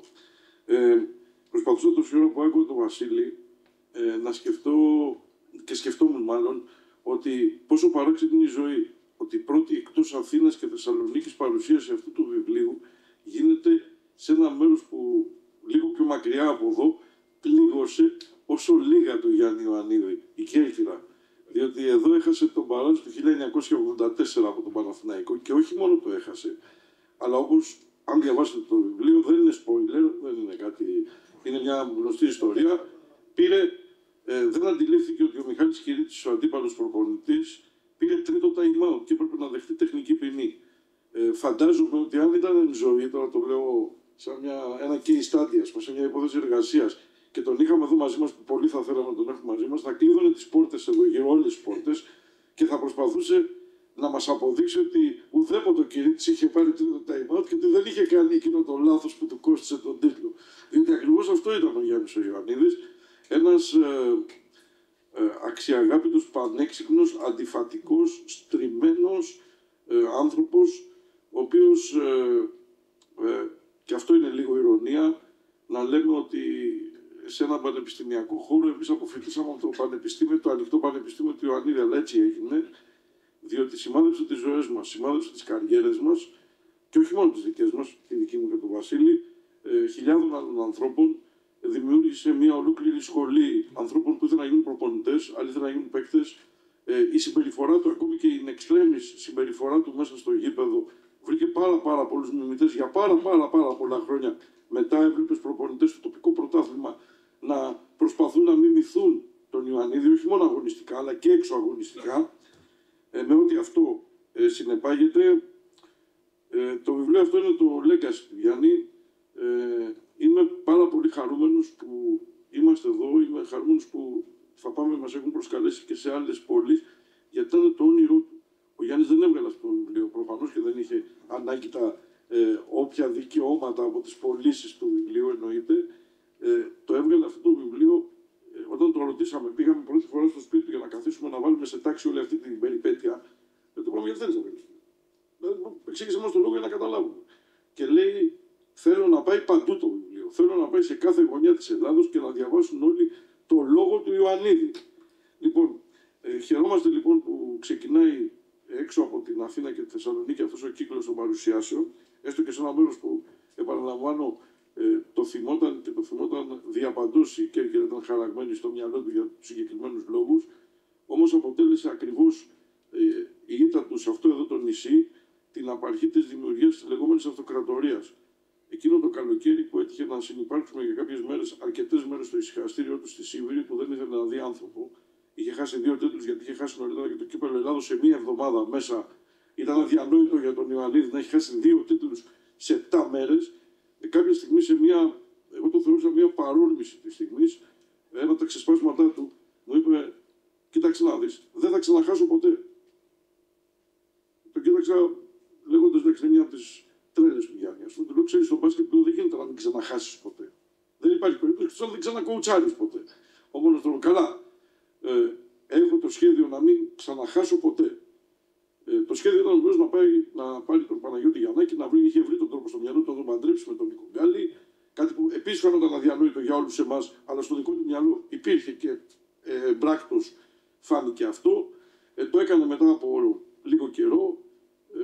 Έκανε και 82 αγώνες να χάσει, έχασε κάποια στιγμή, αλλά έκανε 82 αγώνες να χάσει, ένα ρεκόρ που ούτε ο σημερινός Ολυμπιακός, ούτε ο σημερινός Παναθηναϊκός, ούτε οι μελλοντικοί Ολυμπιακοί και Παναθηναϊκοί φαντάζομαι ότι θα μπορέσουν να καταρρύψουν στο ελληνικό πρωτάθλημα. Θα μείνει για πάρα πολλά χρόνια κατάρριπτο, όπως είναι ακατάρριπτο αυτό το ρεκόρ για πάρα πολλά χρόνια. Ήταν σui generis ο Γιάννης και στα καλά του και στα κακά του, και στις καλές στιγμές του και στις άσχημες στιγμές του. Όπως είπε ο Βασίλης, έχουμε περάσει από όλη την γάμα των συναισθημάτων. Ο Γιάννης δεν είχε κλείσει ζώνες. Ήσουν ορκισμένος φίλος του, ήσουν εχθρός του. Δεν καταλάβαινε τα ενδιάμεσα, δεν καταλάβαινε τα δίθεν. Ήθελε να είσαι ή φίλος του ή εχθρός του. Εγώ πέρασα και από τα δύο στρατόπεδα. Θα πω κάτι που θα το καταλάβουν οι εκ Θεσσαλονίκης ορμόμενοι που βρίσκονται εδώ, είναι αρκετοί. Ο Γιάννης μέσα στις αντιφάσεις του ήταν ένα πραγματάκι κυμπάρης. Τιμούσε τον λόγο του. Άπαξ και σου έδινε τον λόγο του για κάτι, αυτό ήταν. Μου είχε πει κάποτε, εσύ θα γράψεις την αυτοβιογραφία μου. Μετά μεσολάβησαν άσχημα χρόνια στις σχέσεις μας. Κάποια στιγμή τα ξαναβρήκαμε. Ήταν άλλη μια στιγμή που έκλαψε τότε. Δεν ξέρω πόσες φορές έχει κλάψει τη ζωή του. Μία είναι στο άρωμα γυναίκας, μία είναι όταν τα ξαναβρήκαμε, γιατί ένιωσε ότι, όπως μου είπε, γύριζε ο άσωτος ιός στο σπίτι. Κάπως έτσι το χαρακτήριζε στο μυαλό του. Και την επόμενη μέρα με πήρε τηλέφωνο και μου λέει: ξέρεις, έχουμε μια κρεμότητα εμείς. Ποια κρεμότητα, Γιάννη, δεν έχουμε καμία κρεμότητα. Λύσαμε όλα. Μην μπλέξουμε πάλι. Όχι, μου λέει, την αυτοβιογραφία μου. Αλλά ξέρεις, μου λέει, επειδή δεν ήξερα εσύ να μου μιλήσεις ξανά στη ζωή σου, έχω πει και του Βασίλη. Βέβαια, με τον Βασίλη δεν είχαμε κάποιο πρόβλημα να την συνυπογράψουμε, να κάνουμε όλη αυτή τη διαδρομή των 78 μαγνητοφωνημένων ωρών. Χαίρομαι πάρα πολύ. Δεν πρόλαβε να δει το βιβλίο τυπωμένο. Δυστυχώς, πρόλαβε να το δει γραμμένο. Ενέκρινε τα πάντα. Η οικογένειά του, όταν πλέον μεσολάβησε και ο θάνατός του, χάρη και στην κόρη του, η οποία είναι, όπως λέει η ίδια Ιωαννιδάκη, θα ήταν ωραία να την είχαμε εδώ να την ακούσετε, θα καταλαβαίνατε ότι πραγματικά είναι η Ιωαννιδάκη, η Ελένη Θεοδώρα, ζήτησε να μην αλλάξουν ούτε μία κεραία, όπως έχει πει ο πατέρας της, παρότι είχε μεσολαβήσει ο θάνατός του, να μείνει δηλαδή η διοίκηση πιστή, να αυτό που είπε ο Βασίλης και που είναι το μεγαλύτερο κομπλιμέντο που μπορούμε να πάρουμε για αυτό το βιβλίο, ότι κάποιος το διαβάζει, βλέπει τον Ιωαννίδη, ακούει τον Ιωαννίδη, δεν ακούει εμάς. Δεν βλέπει εμάς. Εμείς είμαστε αυτό που λένε στη αμερικανιστή ghost writers, είμαστε οι συγγραφείς φάντασμα στην περίπτωση αυτή, οι ξενιστές που λέω καμιά φορά, οι κομιστές των ιδεών και των λόγων του Ιωαννίδη, και κατάφερε με αυτόν τον τρόπο πραγματικά να τιμήσει και τον λόγο του προς εμένα, να εγκρίνει ένα βιβλίο. Είναι προς τιμήν του, πάντα θα είναι στο μυαλό μου ότι όταν πήγαμε για πρώτη φορά του είπαμε: Γιάννη, κοίταξε να δεις, εμείς δεν θέλουμε να γράψουμε μια βιογραφία που θα σε αγιοποιεί, εμείς θέλουμε να γράψουμε τη βιογραφία του Ιωαννίδη. Δεν θέλουμε να είναι η αγιοποίηση του Ιωαννίδη. Για να συμβεί όμως αυτό πρέπει να απαντήσεις σε όλα. Και όταν λέμε σε όλα, θα απαντήσεις σε όλα. Κάποιες στιγμές θύμωσε. Μια δόση φύγαμε και από το σπίτι σχεδόν τσακωμένοι, γιατί πίστευε ότι στο μυαλό του ότι έχει δύο δημοσιογράφους που του παίρνουν συνέντευξη, όχι δύο βιογράφους του. Και όταν αρχίσαμε τις τριφνές ερωτήσεις για κάποια πράγματα, θα τα διαβάσετε βεβαίως, για τις σχέσεις του με ορισμένους ανθρώπους, για κάποια περιστατικά της ζωής του και της καριέρας του, θύμωσε, πραγματικά θύμωσε. Και συνεχίσαμε άλλες μέρες. Είπε όμως, τήρησε τον λόγο του, απάντησε σε όλα. Έχει δώσει βέβαια τη δική του εκδοχή, δικό του είναι το βιβλίο. Μπορεί κάποιος να διαφωνήσει προφανώς με αυτά που θα διαβάσει για κάποια γεγονότα, ή κάποιοι να τα έχουν ζήσει λίγο διαφορετικά αυτά τα γεγονότα. Αλλά ήταν το δικό του βιβλίο, οι δικές του απόψεις. Είχαμε, όπως είπε ο Βασίλης πολύ σωστά, την υποχρέωση να τις σεβαστούμε, τις σεβαστήκαμε. Εμείς το μόνο που κάναμε ήταν να τακτοποιήσουμε το δεδαλώδη λόγο του, να τον μετατρέψουμε δηλαδή στην ουσία σε ένα βιβλίο με αρχή, μέση και τέλος. Αυτό ήταν ο δύσκολος στόχος, και να προσπαθήσουμε να συνυπάρξουμε για μια τελευταία φορά με έναν άνθρωπο πολύ ιδιαίτερο, ο οποίος είτε τον αποδέχονταν κάποιος, είτε δεν τον αποδεχόταν, έπρεπε να αναγνωρίσει, όφιλε να αναγνωρίσει ένα πράγμα, ότι είχε το δικό του αξιακό κώδικα, τον κώδικα Ιωαννίδη. Τώρα, όσοι διαφώνησαν, όσοι συμφώνησαν είναι μια άλλη ιστορία. έχει περάσει πλέον στο παρελθόν, έχουν περάσει όλα αυτά. Επίσης, ο Γιάννης ήταν ένας άνθρωπος ο οποίος ήταν από τους λίγους που μπορεί να γνωρίσουμε όλοι μας σε αυτή τη ζωή, που δεν χρειαζόταν να φύγει από τη ζωή για να γίνει αθάνατος. Είχε εξασφαλίσει την αθανασία εν ζωή. Και στο τέλος, να πω με τη δική μου σειρά τελειώνοντας, τις πραγματικά ειλικρινείς ευχαριστίες μου σε όλους τους ανθρώπους του Πανεπιστημιακού Ιδρύματος που μας κάλεσαν. Για μένα είναι πάρα πολύ σημαντικό βιβλία αθλητικού περιεχομένου, και δεν είναι ακρεφνώς αθλητικού περιεχομένου το συγκεκριμένο βιβλίο, αλλά ας το τοποθετήσουμε εκεί. Η κατηγοριοποίησή του στις λίστες των βιβλίων είναι αθλητική βιογραφία. Ας το βάλουμε λοιπόν εκεί. Φιλοξενούνται σε ακαδημαϊκά ιδρύματα. Δεν είναι επιβράβευση μόνο για μας, που πέραν το ότι κάποτε γράφαμε με τα πόδια, όπως είπε ο συνοδοιπόρος μου και διόσκουρος μου ο Βασίλης, αλλά μας θεωρούσαν και τους αθλητικογράφους, δεν υπάρχει ως αυτό, αλλά τέλος πάντων τους αθλητικογράφους μας θεωρούσαν δημοσιογράφους των 1000 λέξεων. Λέγανε εσείς 1000 λέξεις χρησιμοποιείτε, δεν μπορείτε να γράψετε 1001. Παρ' όλα αυτά, στη διαδρομή των χρόνων, η δικιά μας γενιά φρόντισε να τους διαψεύσει.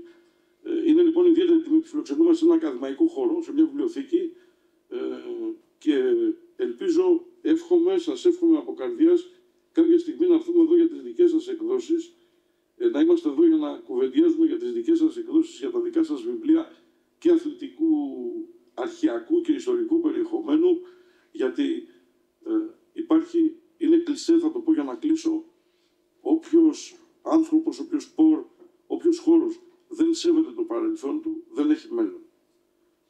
Ο Γιάννης Ιωαννίδης, αυτό που θα δείτε σε λίγες μέρες και που περιμένετε όλοι, τις δύο ελληνικές ομάδες του Αμπουντάμπι να παίζουν ημιτελικό και ίσως έναν ελληνικό τελικό, το είχε οραματιστεί 40 χρόνια πριν. Εκεί που εμείς βλέπαμε δύσβατα μονοπατάκια για να περάσουν οι ομάδες μας, οι πιο παλιοί τα θυμούνται αυτά, να περάσουν οι ομάδες μας 1-2 γύρους, και αν πρέπει να κάνουν ένα γύρο στα κύπελλα Ευρώπης πανηγύριζαν και λέγαμε τρομακτική επιτυχία. Μπήκε η ομάδα στο δεύτερο γύρο, για να αποκλειστεί στο δεύτερο γύρο. Ο Ιωαννίδης ονειρευόταν μια λεωφόρο που οδηγούσε στην κορυφή. Αν σήμερα, αύριο, σε μια εβδομάδα από τώρα, για μια ακόμη φορά μια ελληνική ομάδα πατήσει αυτή την κορυφή, δύο δεν θα την πατήσουν, μην περιμένετε. Έτσι, ετοιμαστείτε. Ένας από τους δύο θα χάσει, να το ξέρετε. Ετοιμαστείτε από τώρα. Λοιπόν, μπορεί και οι δύο, αλλά σίγουρα ένας θα χάσει. Λοιπόν, ονειρευόταν αυτή τη λεωφόρο και την υπηρέτησε, την έκτισε. Μπορεί να μην έφτασε ο ίδιος στο τέρμα της. Αυτό είναι μια άλλη συζήτηση και μια άλλη ιστορία. Αλλά δεν ήταν απλά αυτό που λέμε πιονιέρος σε κάτι. Ήταν πρωτοπόρος. Ήταν ένας άνθρωπος που τη φιλοδοξία του, το όραμά του, το μετέτρεψε σε καύσιμο για όλο το ελληνικό μπάσκετ. Και μόνο γι' αυτό πιστεύω ότι είναι αξιοσέβαστος, μόνο γι' αυτό που έκανε, επαναλαμβάνω, μέσα σε μια ζωή γεμάτη αντιφάσεις, αλλά όλα αυτά θα τα διαβάσετε, όσοι θέλετε να τα διαβάσετε. Ελπίζω ότι το βιβλίο θα σας κρατήσει καλή συντροφιά και πάλι ευχαριστώ τους οικοδεσπότες μας. Ελπίζω ότι την επόμενη φορά θα μιλάμε για ένα πάρα πολύ ωραίο αθλητικό βιβλίο που θα διασώζει μνήμες, θα διασώζει ιστορίες και θα μας φέρνει στο νου και άλλα πράγματα πολύ ενδιαφέροντα από το χώρο που όλοι υπηρετούμε. Και φυσικά όλους εσάς που κάνατε τον κόπο να είσαστε εδώ.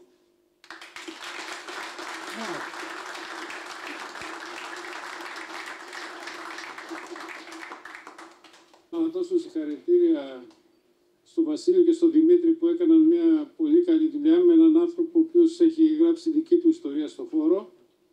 Εγώ είχα την τύχη να είμαι συμπαίκτης με τον Γιάννη τον Ιωαννίδη 5 χρόνια και να τον έχω και προπονητή στα παιδικά εφηβικά και είμαι και συγκινημένος. Ο Γιάννης αυτό που μας έδινε ήταν η νίκη. Κάθε μέρα έπρεπε να γινόμαστε και καλύτεροι. Επειδή βλέπω εδώ πολλούς προπονητές, παιδιά που παίζουν μπάσκετ, πρέπει να έχουν στόχο κάθε μέρα τη βελτίωσή τους.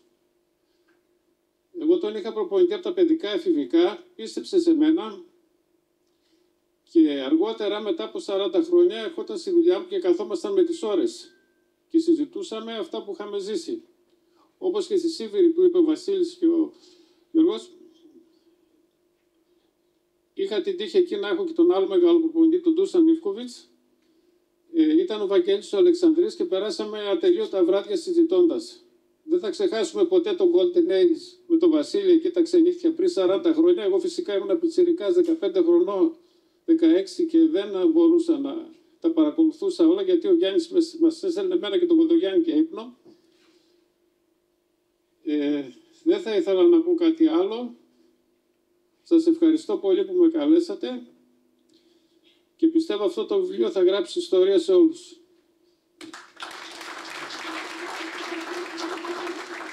Συγγνώμη για την παρέμβαση, αλλά το κακό, αγαπητέ διαμαντίδα μου, δεν έστελνε εμάς για ύπνο. Και μας κράταγε μέχρι τα άγρια ξημερώματα στο Golden. Αυτό ήταν το πρόβλημα. Με τη σειρά μου να πω ότι έχουμε περάσει απίστευτα βράδια μαζί, Δημήτρη και Βασίλη. Πάρα πολλά με το μπουκάλι του ουίσκι του Ιωαννίδη πάνω στο τραπέζι και συζητήσεις μέχρι τις 5 το πρωί. Θυμάμαι μια μέρα που μας κράτησε μισή ώρα στην είσοδο του ξενοδοχείου να μην φύγουμε γιατί έπρεπε να συζητήσω μισή ώρα στην πόρτα. Στις 5 το πρωί, τι ώρα ήταν. Μου το έχει κάνει και στα Γιάννενα αυτό. Θέλω να πω ότι πολλές φορές εγώ έρχομαι πάρα πολλά χρόνια στην Κέρκυρα, τώρα ζω πλέον μόνιμα. Του έλεγα πάμε στην Κέρκυρα. Ούτε με αεροπλάνο δεν περνάω από πάνω. Του είχε μείνει το παιχνίδι. Ο Ιωαννίδης είναι ο βασικός δημιουργός μιας κουλτούρας που δημιουργήθηκε στον Άρη, στη Θεσσαλονίκη και κυριάρχησε στο ελληνικό μπάσκετ για πάρα πολλά χρόνια. Η κουλτούρα του νικητή, η κουλτούρα του ότι δουλεύω για να γίνω πρωταθλητής, ότι δεν δέχομαι την ήττα και άμα συμβεί να χάσω, ντρέπομαι να περπατήσω στους δρόμους. Δεν μας άφηνε, ντρεπόμασταν εμείς σαν παιδιά, αν χάναμε κάποιο παιχνίδι, εγώ δεν πήγαινα σχολείο. Έχω τύχει να χάσω ένα εφηβικό παιχνίδι και δεν πήγα την άλλη μέρα σχολείο. Ντρεπόμουν να πάω σχολείο γιατί ξέρω ότι δεν έπρεπε, δεν απαγορευόταν από τον Ιωαννίδη, από την κουλτούρα του Άρη. Ήταν πάρα πολύ σημαντικό αυτό ότι δημιουργήθηκε αυτή η κουλτούρα η οποία πιστεύω ότι κυριαρχεί ακόμα στη Θεσσαλονίκη. Παρόλο τα χρόνια περάσανε, ο Άρης δεν είναι αυτός που έπρεπε να είναι ίσως ακόμα και τώρα, αλλά υπάρχει αυτή η φιλοσοφία, αυτή η κυριαρχεί ακόμα στον Άρη και στον μπάσκετ. Και όλο το μπάσκετ της Θεσσαλονίκης πιστεύω ότι υπάρχει αυτή η κουλτούρα ακόμα του Ιωαννίδη. Θα μπορούσαμε να πούμε πάρα πολλά πράγματα για τον Αλεξανδρό. Δεν θέλω, ίσως αργότερα μπορούσαμε να πούμε κάτι ακόμα. Ήταν τύχη για μας που ζήσαμε μαζί του, μάθαμε πάρα πολλά πράγματα από δίπλα του και αυτό δεν έχω να πω κάτι άλλο. Ήταν πάρα πολύ καλός δάσκαλος, ήταν πάρα πολύ καλός προπονητής, βελτιώθηκε σαν προπονητής περνώντας τα χρόνια.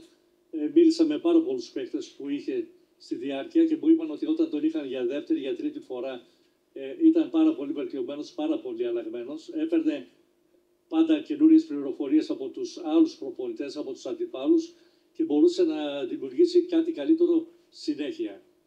Και βέβαια με πειράζει λιγάκι και θα τελειώσω με αυτό ότι στο τέλος μου έλεγε ότι στην Αθήνα με αγάπησαν πιο πολύ από τη Θεσσαλονίκη.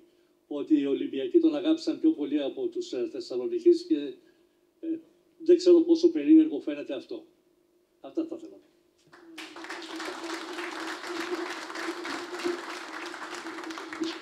Να δώσουμε λίγο στο φίλο Σταθή. Προσπάθησα να διακτηνιστώ και κατέληξα σε εσάς. Προέρχομαι από την Άρισα. Καταλαβαίνω πάρα πολύ καλά ότι ο Ιωαννίδης άφησε το στίγμα του και εκεί. Ο Γυμναστικός Σύλλογος, το μπάσκετ της Λάρισσας, του οφείλει πολλά και πράγματι στην εποχή Σταυρόπουλου, Ζώη και των άλλων έτσι μεγάλων παικτών του Γυμναστικού Συλλόγου, που εγώ ως θαυμαστής του παιδικού, έπαιζα στο παιδικό, τέλος πάντων γαλουχήθηκα μέσα σε αυτό το πνεύμα, μου έμεινε αυτή η έννοια της τιμής που χαρακτήριζε τον Ιωαννίδη. Όταν λέμε επιδιώκω την νίκη και τρέπομαι που χάνω, αυτό αποδίδει την έννοια της τιμής με το αρχαίο κάλος της τιμής, δηλαδή η έννοια αυτή. Δεν είναι δυνατόν να παίζεις χωρίς να έχεις στόχο του νίκη. Δεν είναι δυνατόν να ζεις χωρίς να έχεις στόχους. Αυτός ήταν ο Ιωαννίδης και εν τέλει αυτή η πικρία που έμεινε σε όλους μας, ήμασταν φοιτητές, όταν σε μια ασπρόμαυρη τηλεόραση στη Θεσσαλονίκη παρακολουθούσαμε την ομάδα του Ιωαννίδη να παίζει με την Μπαρσελόνα, ο Γκάλιες να μεγαλουργεί, να ύπταται και τελικά να μην παίρνουν το τρόπαιο, θα πρέπει να το θέσουμε όλο αυτό το πράγμα σε ένα ιστορικό πλαίσιο. Στις αρχές του 2000 βρίσκομαι στην Αθήνα στο κέντρο αθλητικού ρεπορτάζ. Εκεί έμαθα μπάσκετ. Πραγματικά έμαθα μπάσκετ από τον δάσκαλό μου, τον Δημήτρη τον Καρίδα. Σήμερα, μετά από τόσα χρόνια, τον έχουμε εδώ στην Κέρκυρα, τον φιλοξενούμε. Για πολύ σημαντικό λόγο, βέβαια. Είναι για τον Γιάννη Ιωαννίδη και το βιβλίο που γράφτηκε. Καλησπέρα, δάσκαλε. Καλησπέρα. Ήμουν σκληρός. Ήσουν πολύ καλός. Ευχαριστώ. Το βασικό για εμάς τότε είμαστε μικροί, μάθαμε μπάσκετ με σωστό τρόπο. Και πώς να το αποτυπώνουμε και πώς να το βλέπουμε, και αυτό ήταν ένα θετικό για εμάς όλους. Ωραία. Ελπίζω και επαγγελματικά να ισχύει το ίδιο και να έχουν πιάσει το πω. Μια χαρά όλα. Γιάννης Ιωαννίδης. Εντάξει, ο Γιάννης Ιωαννίδης είναι δεν είναι ένα βιβλίο, είναι ένα κεφάλαιο από μόνο του στην ιστορία του ελληνικού μπάσκετ. Ένας άνθρωπος ο οποίος σημάδεψε ανεξίτηλα τη διαδρομή του ελληνικού μπάσκετ για τουλάχιστον 30 χρόνια, αλλά νομίζω ότι άφησε και την παρακαταθήκη του, δεν ξέρω για πόσα ακόμη, και για πόσο η σφραγίδα του Ξανθού θα είναι πάνω στο μπάσκετ. Είναι ένας άνθρωπος ο οποίος έδωσε την ψυχή του, έδωσε τη ζωή του ολόκληρη στο σπορ, δημιούργησε 2,5 αυτοκρατορίες, άλλαξε τον τρόπο σκέψης όλου του ελληνικού μπάσκετ για την εποχή που όλοι μας βλέπαμε τις ομάδες μας να αποκλείονται στον πρώτο, στο δεύτερο γύρο, το πολύ των κυπέλλων Ευρώπης. Ο Γιάννης ονειρευόταν ότι μπορεί να κάνει μια ελληνική ομάδα πρωταθλήτρια Ευρώπης. Μπορεί να μην το πέτυχε, μπορεί να το χρωστάει αυτό η ιστορία. Δεν έχει σημασία όμως ότι δεν πέτυχε τον τελικό στόχο ποτέ. Σημασία έχει ότι άνοιξε μια λεωφόρο που σήμερα βλέπουμε να την ακολουθούν με λαμπρό τρόπο όλοι οι επίγονοι του. Είμαστε στα πρόθυρα ενός Final Four που μπορεί να έχουμε 2 ελληνικές ομάδες στον τελικό του. Αυτό την εποχή που ο Ιωαννίδης ξεκινούσε την προσπάθεια με τον Άρη ήταν περίπου όχι αδιανόητο. Αν το έλεγες ότι μπορούσε να συμβεί μετά από 30, 35, 40 χρόνια, θα σε έκλειναν στο ψυχιατρίο προφανώς ως τρελό. Ο Ιωαννίδης το οραματίστηκε, το πέτυχε, δημιούργησε την αυτοκρατορία του Άρη που έγραψε ιστορία όχι στο ελληνικό μπάσκετ, στον ελληνικό αθλητισμό. Αργότερα στην Αθήνα επανέφερε στο προσκήνιο και έβαλε τις βάσεις για να είναι αυτό που είναι σήμερα ο Ολυμπιακός επίσης στο μπάσκετ. Και προσπαθούμε μέσα από τα δικά του λόγια, σε μια αυτοβιογραφία που είχαμε την τύχη να μας εμπιστευτεί σε μένα και στο Βασίλη το Σκουντή λίγο πριν φύγει από τη ζωή. Είχατε επιμείνει εσείς για αυτή την αυτοβιογραφία? Είχε επιμείνει εκείνος. Είχε επιμείνει εκείνος, δεν είχαμε επιμείνει εμείς. Η αλήθεια είναι ότι είχε επιμείνει εκείνος, ήθελε να αφήσει μια παρακαταθήκη πίσω και από τη ζωή του, σαν κληρονομιά. Το legacy του ήταν αυτό το βιβλίο, όπως λένε και οι Αμερικανόφιλοι. Μας εμπιστεύτηκε τα πάντα. Απάντησε στα πάντα, γιατί το μόνο πράγμα που εμείς απαιτήσαμε ήταν να μην αφήσει πίσω του γκρίζες ζώνες. Ακόμη και για τις πιο δύσκολες στιγμές της καριέρας του, για τις μεγάλες ήττες, για δύσκολες στιγμές, για δύσκολες σχέσεις, γιατί ο Γιάννης ήταν και συγκρουσιακός σε πολλά κομμάτια της καριέρας του, να απαντήσει σε όλα. Το τίμησε, απάντησε σε όλα, έδωσε τη δική του εκδοχή. Δικό του είναι στην πραγματικότητα το βιβλίο. Εμείς με τον Βασίλη το υπογράφουμε ως ξενιστές των απόψεών του. Θα το διαβάσουμε με μεγάλη προσοχή. Ευχαριστούμε πολύ. Πριν λίγες ημέρες είχαμε την παρουσίαση Γιάννης Ιωαννίδης, Βασίλης Σκουντής, Δημήτρης Καρίδας. Μεγάλο βιβλίο για εσάς. Εννοείται, γιατί ο Ιωαννίδης υπήρξε προπονητής μου, συμπαίκτης μου, φίλος μου, τα πάντα. Δεν είναι συνεργάτης μου, τα πάντα. Ήταν πάρα πολύ ωραία εκδήλωση και πάντα τιμάμε τον Γιάννη Ιωαννίδη. Αυτός μας ανέδειξε, αυτός μας έκανε, μάθαμε πάρα πολλά πράγματα. Προγνωστικά με το Σκουντή, την Καρίδα, κάναμε την Ευρωλίγκα? Την Ευρωλίγκα όχι, δεν την κάναμε. Βλέπω ελληνικές ομάδες στον τελικό, εγώ αν θέλεις. Την δικιά μου. Ο Σκουντή. Δεν το ρώτησα. Πρέπει να το μάθουμε. Γιατί έχει μεγάλη ανάλυση, άμα ρωτήσει. Ναι. Άστο. Πάμε. Με τον Καρίδα και τον Σκουντή έχουμε κάνει άπειρα βράδια για την εποχή του Ιωαννίδη και του Άρεως, αναλύοντας τον Άρη εκείνη την εποχή. Τώρα άλλη είναι αυτή.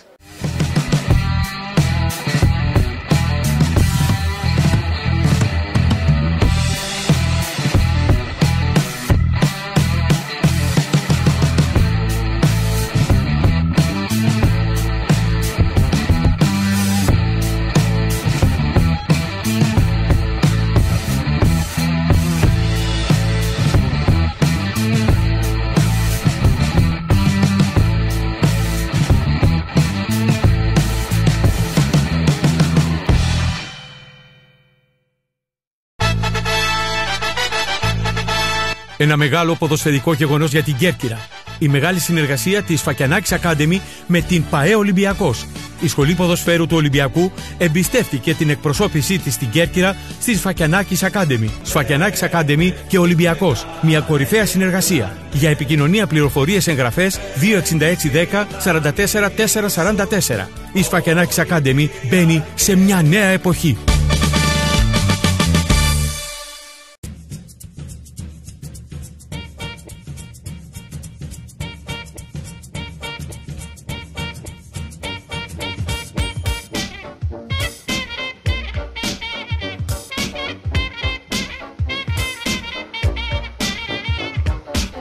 Restaurant Bar Maestro στην Αχαράβη.